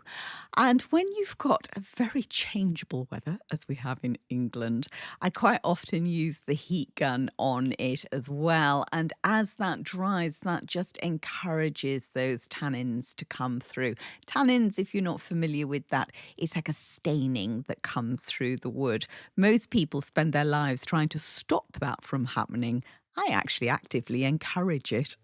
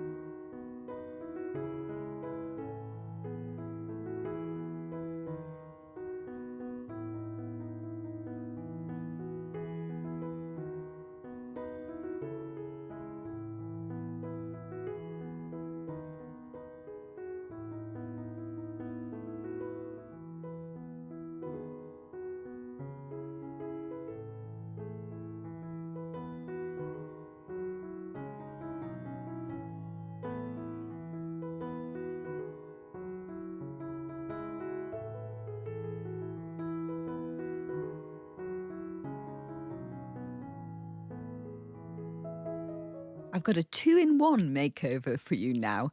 This headboard I picked up at auction. It's for a single bed, and it was some years ago, before we even did the build here. And I thought, oh, that will make a fabulous headboard. And of course, we never put a single bed in. I'd already done a paint job, so it just lived in my storage shed. When I was doing a makeover on the cottage veranda, I thought this would be ideal. So I went over with the sander, with the decorator's tool to create this lovely chippy effect, and it was a great base for this £20 charity shop mirror that I found. Had a really bad varnish job on it, but you know what's coming, the old white.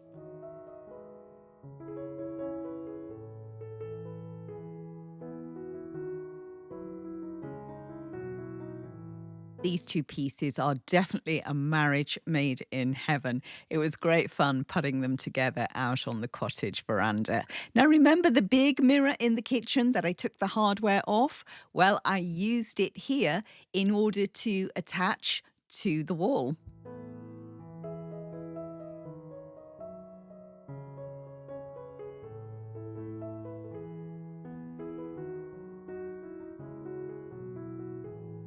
Hubby did say, oh, wait until later and I'll give you a hand.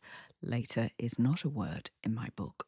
In fact, that's how I got into doing all this DIY and making things over, because I got tired of always saying, could you, can you, or maybe later. No, just do it myself. You just learn. You just figure it out.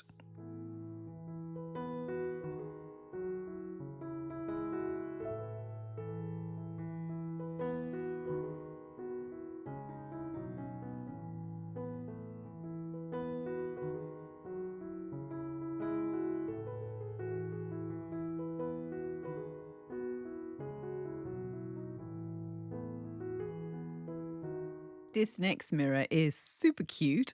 and super heavy. I don't quite know what it's made out of. It's almost like a heavy plaster. It just needed a really good clean. And then I use cocoa, which is another color that I use quite often.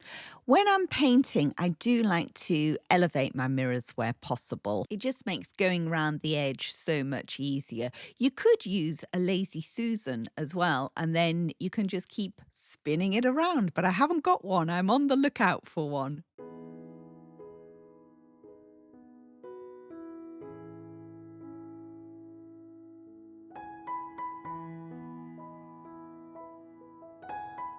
I've got two very different projects for you now using picture frames, and they're going to be finished in products that we've already used earlier in this episode. These two big picture frames were found in a local charity shop, and I say frames because that's what caught my eye, not the canvases. I thought the price points were really good for the size of them, £30 and £50. The gold, I know a lot of you will love, but for me personally, it doesn't really float my boat. So the first thing to do is to get the canvases out of the frames. Quick tip for you here, if you ever have a screw head that's mullered, put your screwdriver in, give it a tap with a hammer, works every time.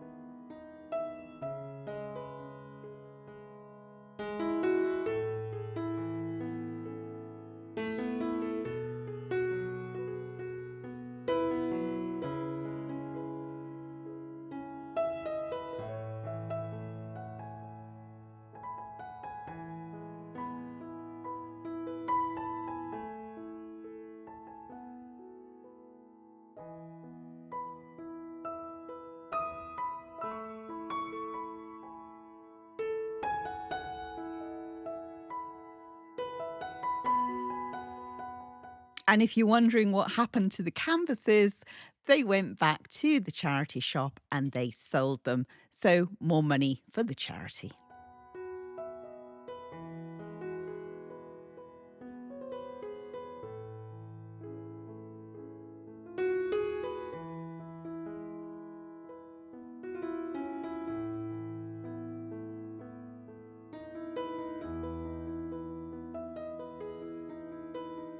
Ah, young Bertie coming out for some attention and the butt scratch dance. He does love a good butt scratch. So that's one down and one to go. They are surprisingly heavy, these frames. They take a little bit of maneuvering, but I got there. So here we go. This is what we're working on. These are the two frames.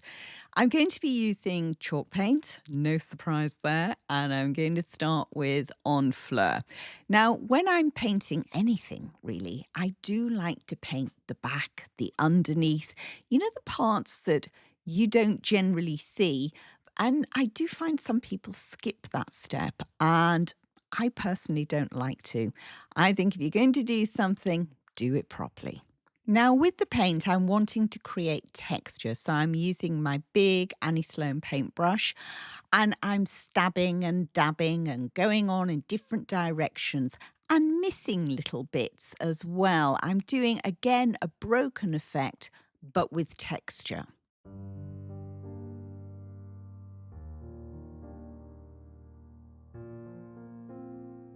I do like to play about with techniques when I'm painting, and I quite often overload paint and then dry it very quickly to create this cracking, hazing effect. It's all about having fun, experimenting, because you don't know what you can create unless you have a little play around.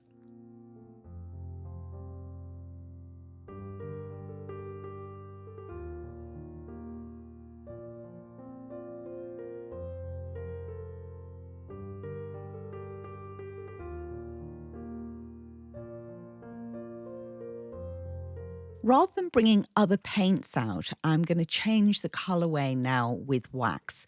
So I'm going on with white wax first and just working it in, working it around, stippling it. As I've done a broken paint effect as well, you can see little pops of other colors coming through. And to give it more depth and more interest, I'm going to go over with some dark wax.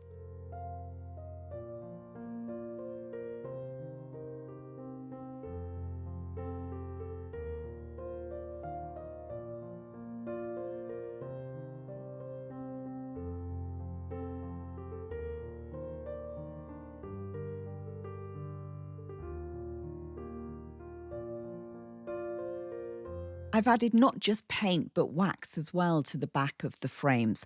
I like to layer up, and so these potentially could end up in front of big mirrors, in which case the reflection would show the back. So I need to make sure it's a good job.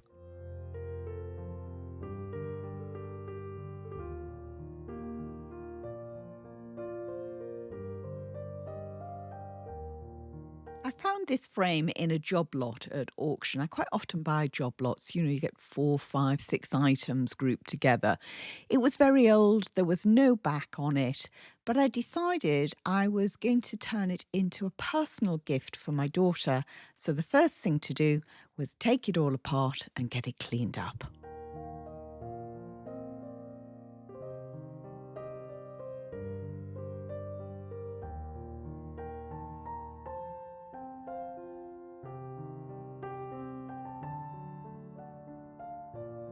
I made a back for it out of some old hardboard flooring that I'd lifted from the cottage when I was doing the renovations there.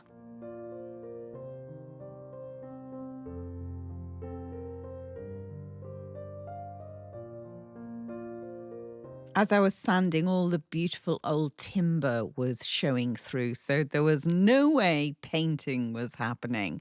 I left some of the black on there just for visual interest. The mount that was inside was a little bit of a tricky dicky. I played around with various techniques with it until I got it to a stage that I thought, yeah, I like that. It makes me smile. And when it makes you smile, you know it's right.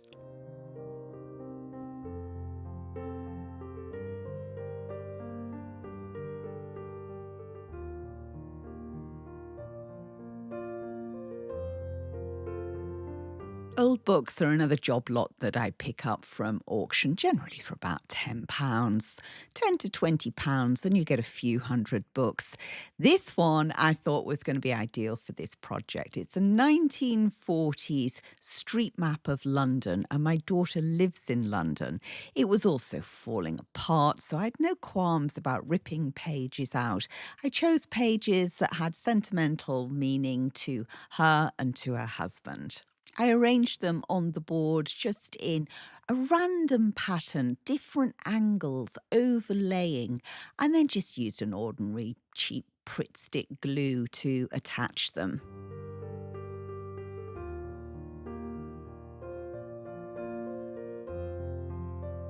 Once everything was attached, I turned the board over and trimmed off the surplus.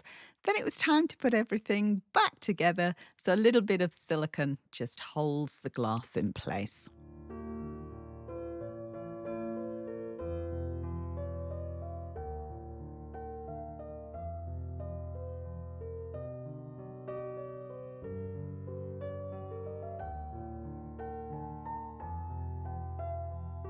Save your ice lolly sticks, they make great packers.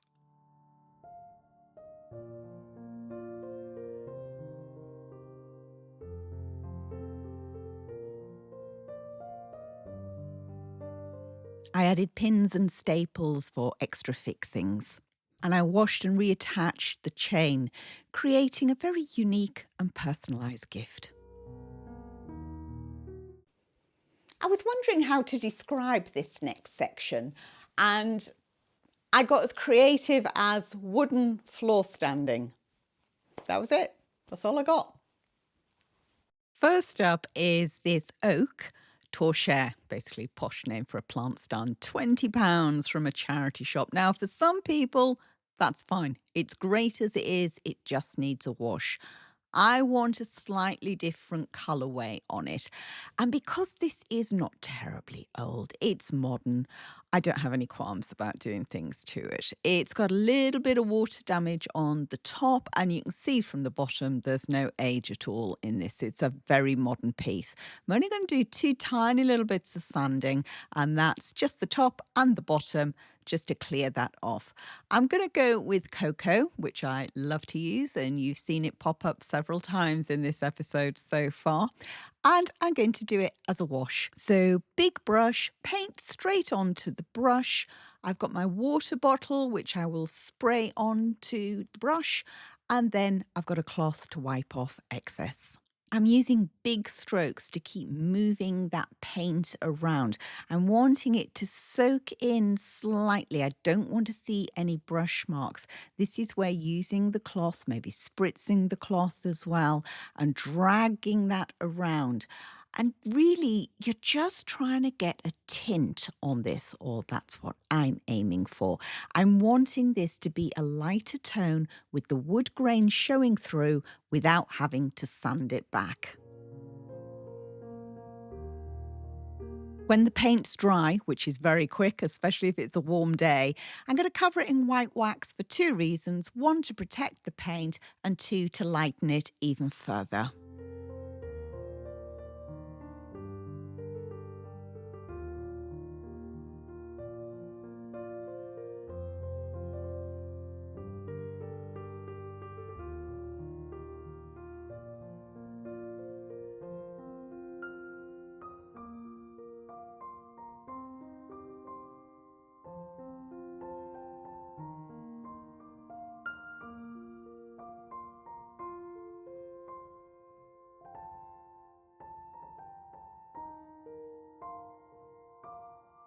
I found this little cutie for just £5 in a charity shop, which I thought would be quite useful for putting a candle on or putting a pot on. It looks like an old spindle that's been cut down and three legs attached. It's pine, it's got no value.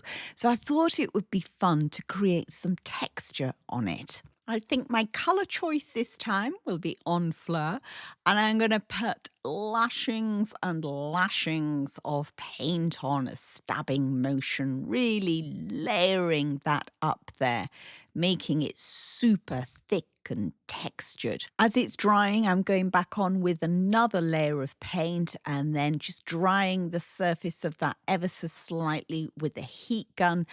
And I'm thinking, no, let's add even more texture. So remember that building sand that we had? Oh, I've still got some left. Let's get that brush in there and get layering on the building sand.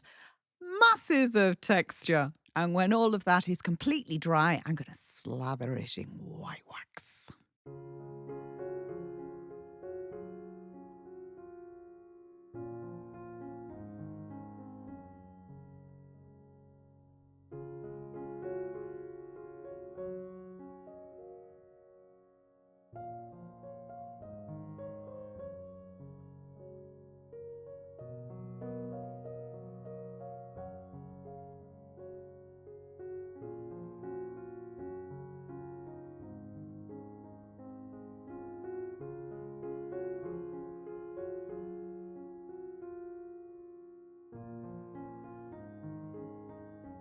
I've got a giant orange pine candlestick found in a charity shop, way too orange for me. So we're going to go on fleur and white wax again. I was going to go smooth strokes, but I decided it's texture all the way for me.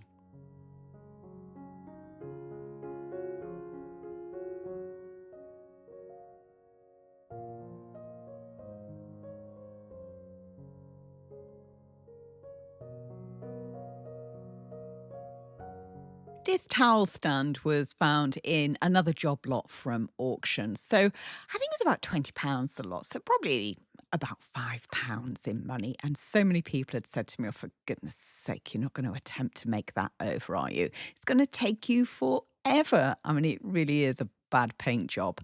But we are. I love a challenge. So the old decorators tool came out, and there was quite a few hours of scraping, of sanding, of scraping again, of more sanding. And yes, those people were right. It was a mammoth task.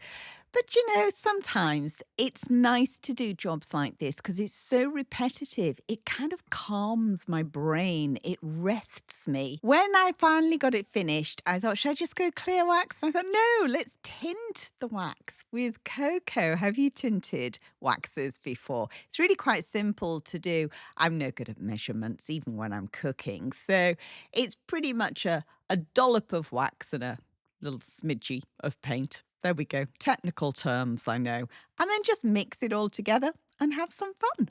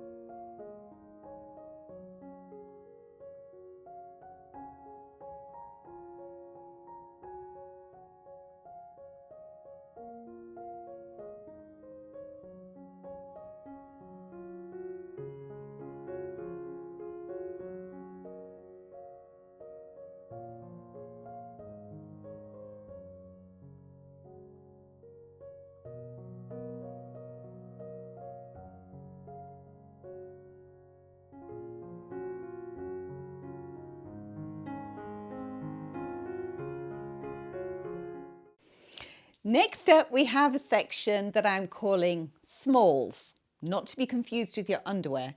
I mean, small projects, small items, quick flips. I found this white Moses basket in a charity shop for just £8. And when I looked at it, I thought planter. Absolutely, without a shadow of a doubt. At Home Bargains, I'd recently picked up these geraniums for just $2.99 a pot, and they were such a good size. I thought, here we go, here's another marriage made in heaven. Obviously, the gubbins had to come off, and as I always do, I keep them because you just never know when they'll come in useful. Now, I was going to just leave the basket as it is. Then I thought about, well, maybe should I change the colour? I found a couple of tins of spray paint that I really don't like this paint anymore, but I thought that's going to be ideal just to brighten the basket up again. This was going to be done as a summer planter. And what to line it with? Well, if I use black plastic, you'd be able to see it. I had this old builder's bag that was in the recycling. The bottom had completely come apart. And I thought, actually, I could salvage a little bit of that. I looked at some breeze blocks to elevate the basket. And in the end, I decided I would use spindles because it was going onto the deck. I didn't want it completely flat on the deck. The spindles were too long, so I just used a miter box, which I always use with a saw. Keeps your lines nice and straight, and nibbled off the ends. I then popped the basket onto a board. I didn't want to plant up in situ because I didn't want the soil everywhere and also bending over all the time. It's quite nice to work in an elevated position. So on the board, it meant that we could then just lift it all when it's fully planted up and carry it to its new home.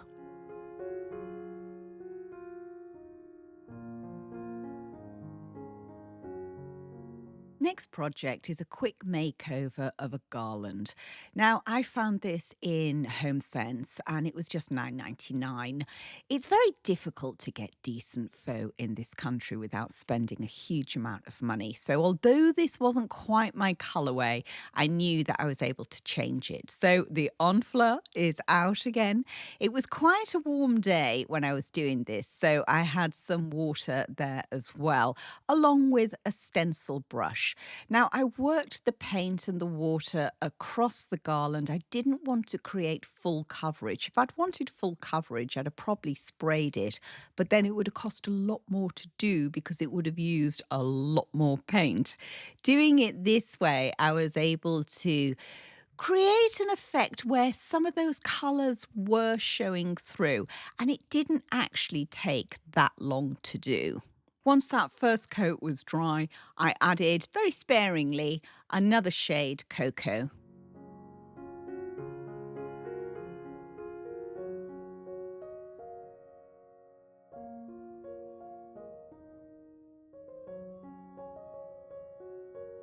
And my third and final paint was a very light colour. This is a great project to do if you've got lots of test pots because it uses such little paint.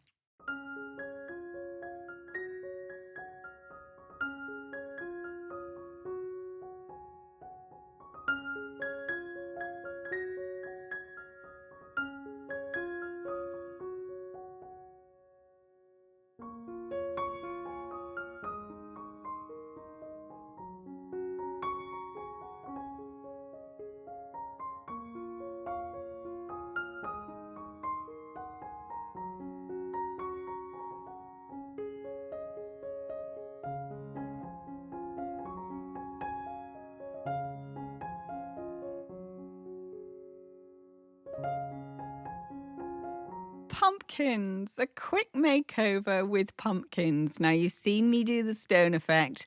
Now, with my finger protectors on, yes, I probably have gone OTT with those, haven't I? We're going to do one with raffia. Super simple, effective, make fabulous little bowl fillers.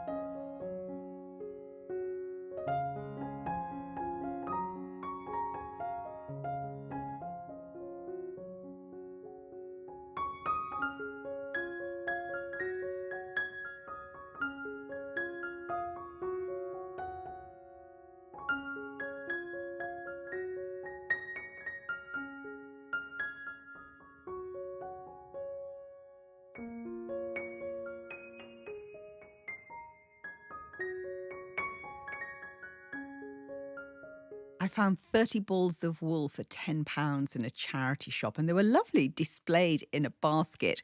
But then I decided I would use them. I would make giant pom-poms to look like seed heads. Now, I had not done this since I was a child, and it was such fun, so therapeutic. I wanted these heads to be like a foot across. I'm not timid on my sizing. Now, rather than just using a length of wool in between the two pieces of card, I actually used string because I found once I came to the end, I really needed to pull quite hard. And once I'd cut all that round, to get that lovely round shape, the wool just wasn't going to be strong enough. So that really does help if you can use a much stronger material in the middle. This was all for my autumn decorating, and they were starting to look like seed heads. But of course, I wanted to get stems for them. So Bertie, aka Sticky Boy, helped me find some long branches that I could then use as the stems.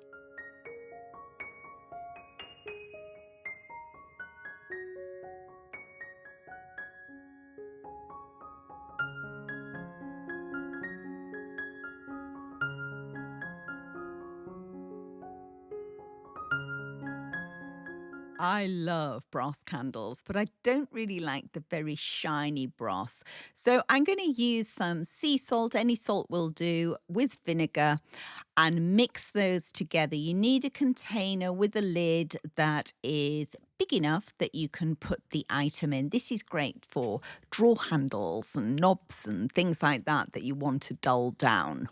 Once you've given it a really good coating, given it a good shake, leave it overnight. Normally, it's done its job, it's dulled down. This one had a really thick lacquer on it. So I took some nail varnish remover and then brushed that over. A little bit of blistering happened, but goodness me, this lacquer was really tricky to work with.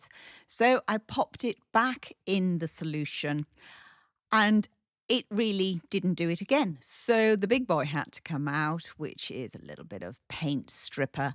And again, just brush it over. This normally reacts really quite quickly. So I would say in about 20-30 minutes, you're good then to wash it off. Again, I popped it back in and gave it a good soaking. And yes, by the next morning, hallelujah, we finally got it all tarnished and aged. And it will only get better as the air gets to it and it oxidizes.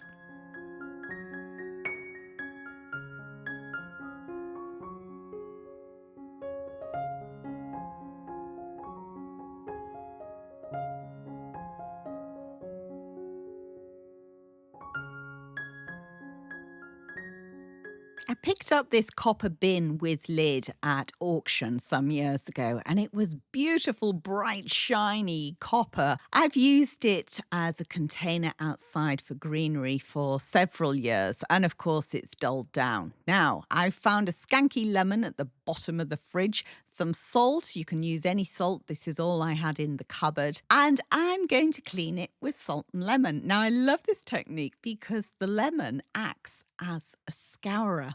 Watch the magic happen.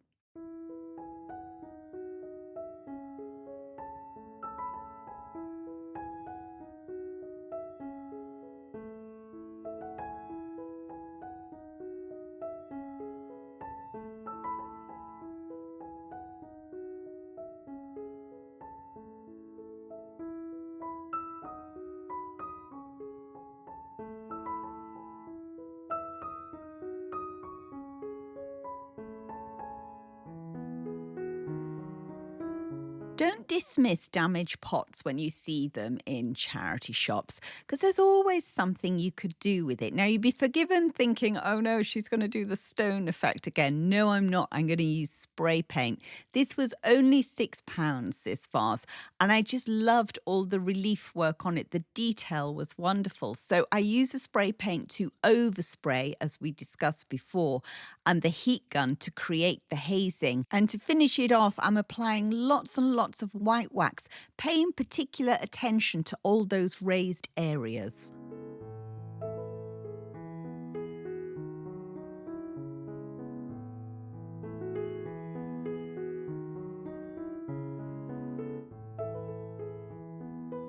I found this black dish in a charity shop for just £5. It's made of terracotta, it's very heavy, so I knew I could change the colour very easily. I'm going to pop it on a tin just to elevate it, just makes it easier to work around, and then spray it with a matte brown paint.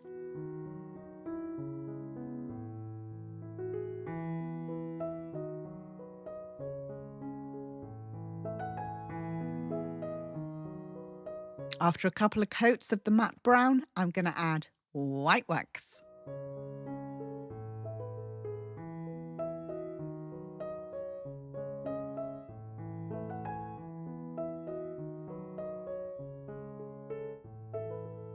These are real pumpkins dried in the oven and finished off with wax.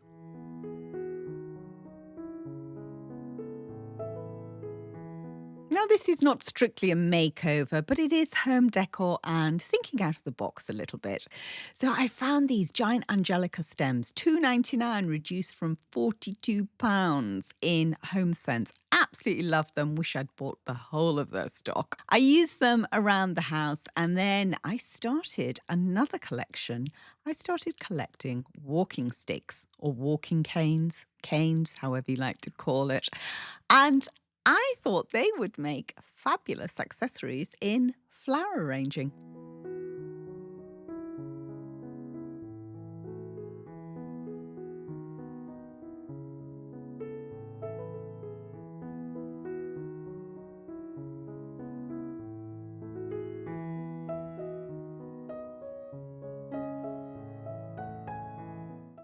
Next is the makeover of 4 red, very battered old tub chairs, just with chalk paint and wax. These 4 tub chairs were just £20 from auction, so £5 a chair. They were in a bad way, and obviously they weren't real leather. Their bottoms were none too cute either. So I started off by taking the feet off and getting the sander on them, and how lovely did they clean up? I just finished those off with some dark wax, super pleased with the effect that it created. After a few minor repairs to the chairs, I mixed up some old Paris grey paint with some Enfleur to make a new colour. I'd gone right off the Paris grey, which I used to use a lot of. I had a tin or two left and I didn't want it wasted, so I reinvented it. I used a big chalk brush to paint the mixture all over the chair. I did this neat. It wasn't watered down at all. It was none too helpful that the seat pad was actually stitched in, but I managed with a flat brush to get down there. Now, when it comes to the second coat, you don't water the paint down, you spritz the brush. If you water the paint down, all you'll do is reactivate the first coat. When that second coat is completely dry, I covered the whole chair in clear wax. Then it was time to have a play. So I toodled about with some dark wax and some white wax, creating different effects until I got it to a state that made me smile.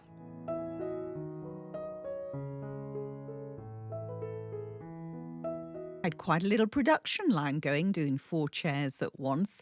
But once I'd got them all covered, I left them to dry for 24 hours and then went in and gave them a bit of a buff along with the legs. Then it was time to sort out the bottoms. I took some old lining material, drew around as a template and attached them to the bottom of the chairs with staples, making holes so I knew where the bolts for the legs were to go. And all that was 18 months ago. The chairs are as good today as they were when I first did them, but we do use them as occasional chairs.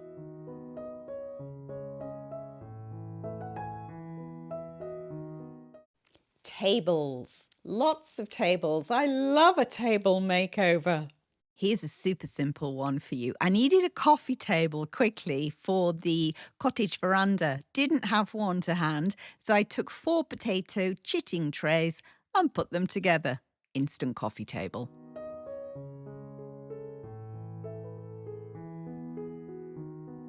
I found this big round pine table for just £10 at a local charity shop. The legs weren't attached, so it was a little bit of a gamble. But from the looks of it, it looked as though all the bolts and bits and bobs were there. So let's get it out and see what we can do with it, aside from scaring poor Bertie.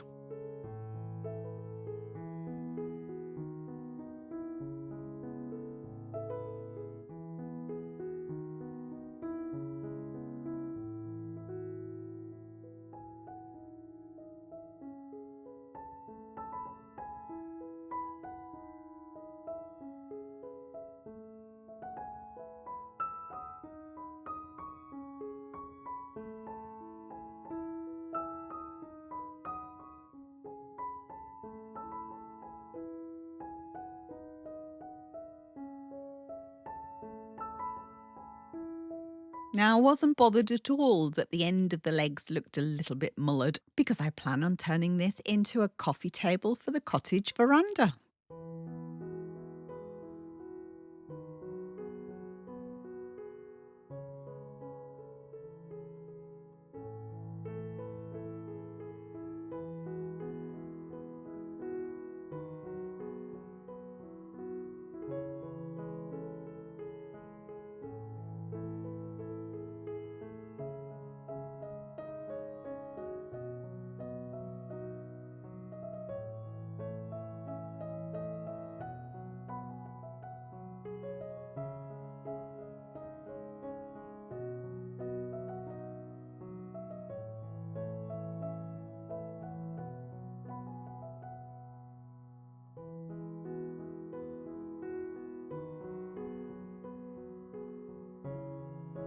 I want the height of the overall coffee table to be 15 inches.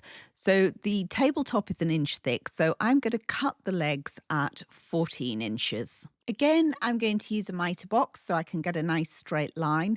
And my saw has seen better days, so I'm using a little bit of WD-40 just to help it ease through.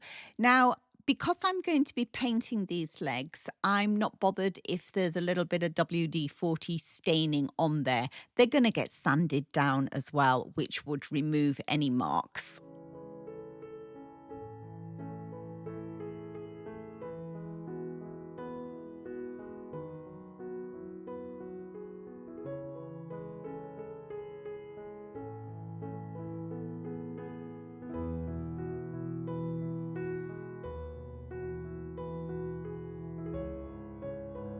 And yay, we have a coffee table.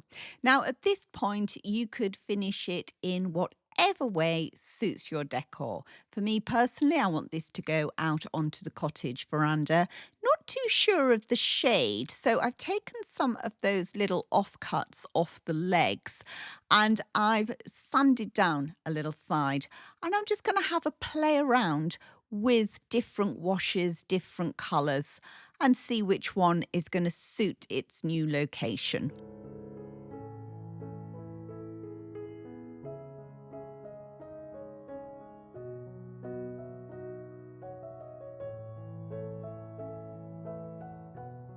The legs and the underside of the table, I'm finishing with a flat brush. But when I get to the top, I'm going to switch to a block brush. They're very wide and you can cover a large area super quick, and they're not very expensive to buy.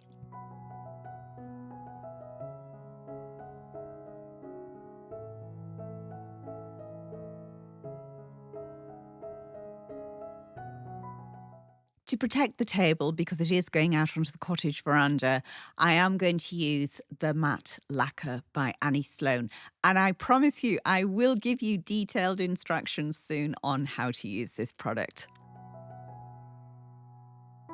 So after 2 coats and 24 hours to dry, we're good to take it to the veranda.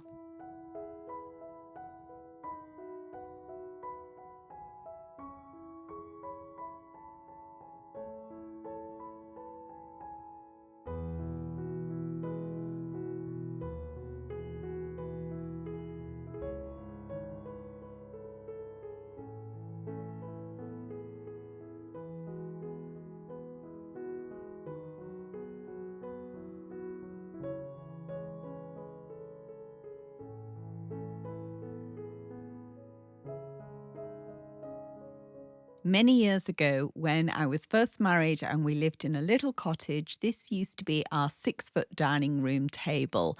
I cut the pedestals down so I could use it as a coffee table as we started to move to bigger houses. It's had several paint effects over the years, it's had loads of paint effects over the years. So I've flipped it over, and like with everything, as I've already said to you, I like to start on the bottom, on the underneath. I'm going to put out a selection of brushes, a flipper, a stirrer, some water to spritz my brushes, gloves, cloth, glasses because I can't see anything, and a tray, which I find really useful to move things around, particularly when I'm working on the floor. Cocoa is going to be my colour of choice, so we'll give that a good stir and start painting.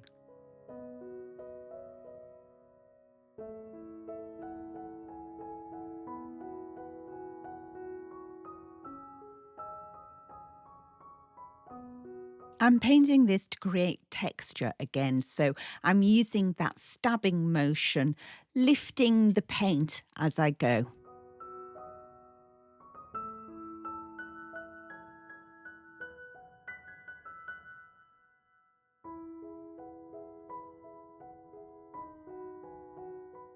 I leave the underneath to dry, and whilst I'm waiting for that so I can flip it over, I'm going to wrap up my brushes in cling film, pop them in a carrier bag. That keeps them moist. And also remember to put the lid on the paint.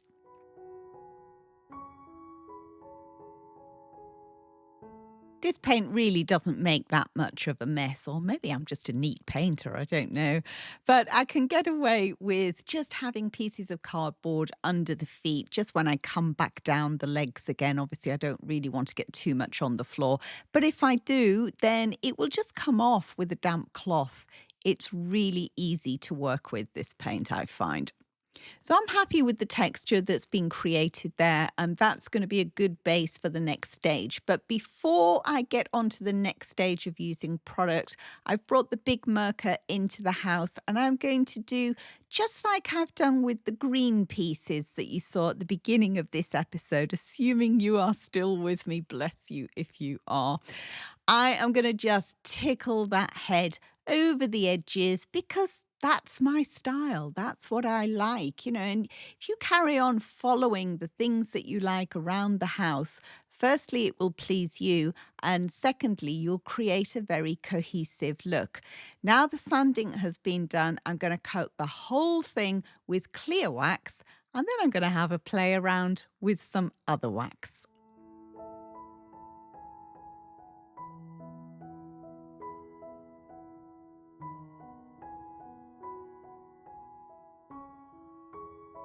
As you can see, I'm not applying this white wax uniformly. I'm getting build-ups. I'm switching to a shorter bristle chalk paint brush. This is a very old one by Sloan, but it's one that just keeps on going. So the bristles are shorter and they're stiffer, and it's just with all that raised paint, the wax is getting picked up and creating patterns and interest. Clear wax is very good as an eraser. So here I've put a little bit too much dark wax.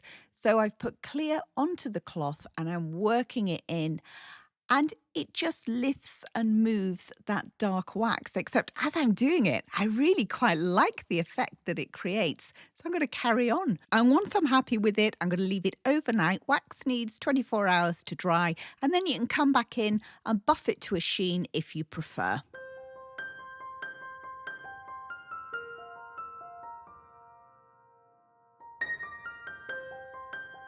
And now for the very last project of this episode, the kitchen table painting. And this is where I will explain in detail about how to use the matte lacquer.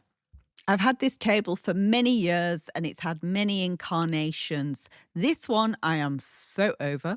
So we're going to change it and we're going to use old white and the matte lacquer. Just those two products. First thing I do is give it a really good clean. I'm checking for candle wax as well because you don't want any of that left on, not unless you want to do it deliberately. It's a modern table, so it comes apart in sections, and I am going to open the sections up so I can make sure I get really nice clean edges, because at some stage I may want to use it as a much smaller table. Now, the only protection I'm giving this, because we're working on a tile floor as well, is the pieces of cardboard that we use with the last coffee table. Chalk paint, always, always, always give it a really good stir. Even if you are working, keep your stirrer to hand and keep on stirring through, and that way you will get a much better finish. Lining, I think you know now that you have got to line your paint trays. And again, I'm going to go with these microfiber rollers because I'm really liking them. Now, can you remember what we're supposed to chant here? Rinse and spin before you begin. It will keep all those fibers out of your paintwork. I've got a selection of brushes, purely because I don't want to be going backwards and forwards to the garage. I'm definitely going to use this 1.5-inch brush though, because that will be really handy for the cutting in. Now my paint is at room temperature. Paint always performs best at room temperature, and it's been stirred within an inch of its life. So we're ready to begin. When I'm doing a big piece like this, a flat piece, I like to follow the direction of the grain and also work in sections.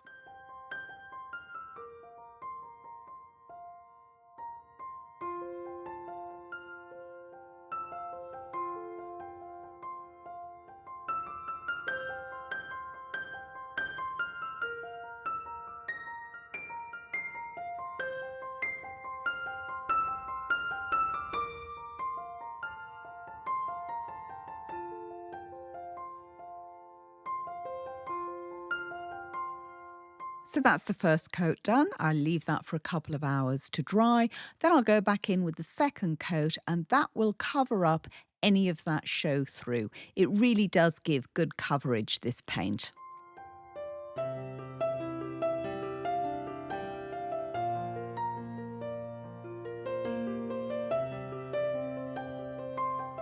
If you want a super smooth finish, then give it a very light sand in between the two coats. Now, this has had two coats. I'm very happy with the coverage, with the finish. I actually quite like the texture that the roller creates. I'm not going to be adding any wax to this, but that's detailed that I like. I've brought the sander in. Again, this is an optional extra. You don't need to do this, but because this is kind of my signature, it's a thing that I like to do, I'm just going to tickle their head over it, don't you? And also get Henry out because as we're going to be using lacquer, we don't want any dust around. Now, as I've already said, lacquer can be a bit of a tricky dicky, so let me give you some pointers. The first thing is always water down your first coat. Now, only by 10%, not more. All the water you see there would water down the whole can. You can apply it with a brush or a roller. Normally it's a foam roller, but as you know, I'm loving these microfiber rollers at the moment. Now, when it comes to the lacquer, if you've had your tin stood around for a while, turn it upside down, probably for about an hour and a half to 2 hours. Don't shake it. You don't want bubbles in your lacquer. You also want it at room temperature. It won't work as well if it's not at room temperature. But the biggest thing, the biggest tip I can tell you is stir. Really, really stir and keep on stirring much longer than you ever think you need to stir. Most jobs that go wrong with lacquer are because people haven't stirred it long enough. The reason being is that there are flattening agents in there and they need to be equally dispersed throughout the whole tin. So I have added a tiny little bit of water, working out pretty much 10% of what's in that tray. And again, I'm stirring and working that in. Also, keep the lid on the tin when you're not using it. I won't say rinse and spin before you begin because I think you know that now. This thing does not like being back worked either. So if you get so far along, or here so far along the table, with other paints, you can maybe come back and smooth over. Don't with lacquer. It really, really does not like it. One last tip, if you're painting in a dark colour and you find a cloudy effect happening, mix a little bit of your paint in with the lacquer and it will stop the clouding.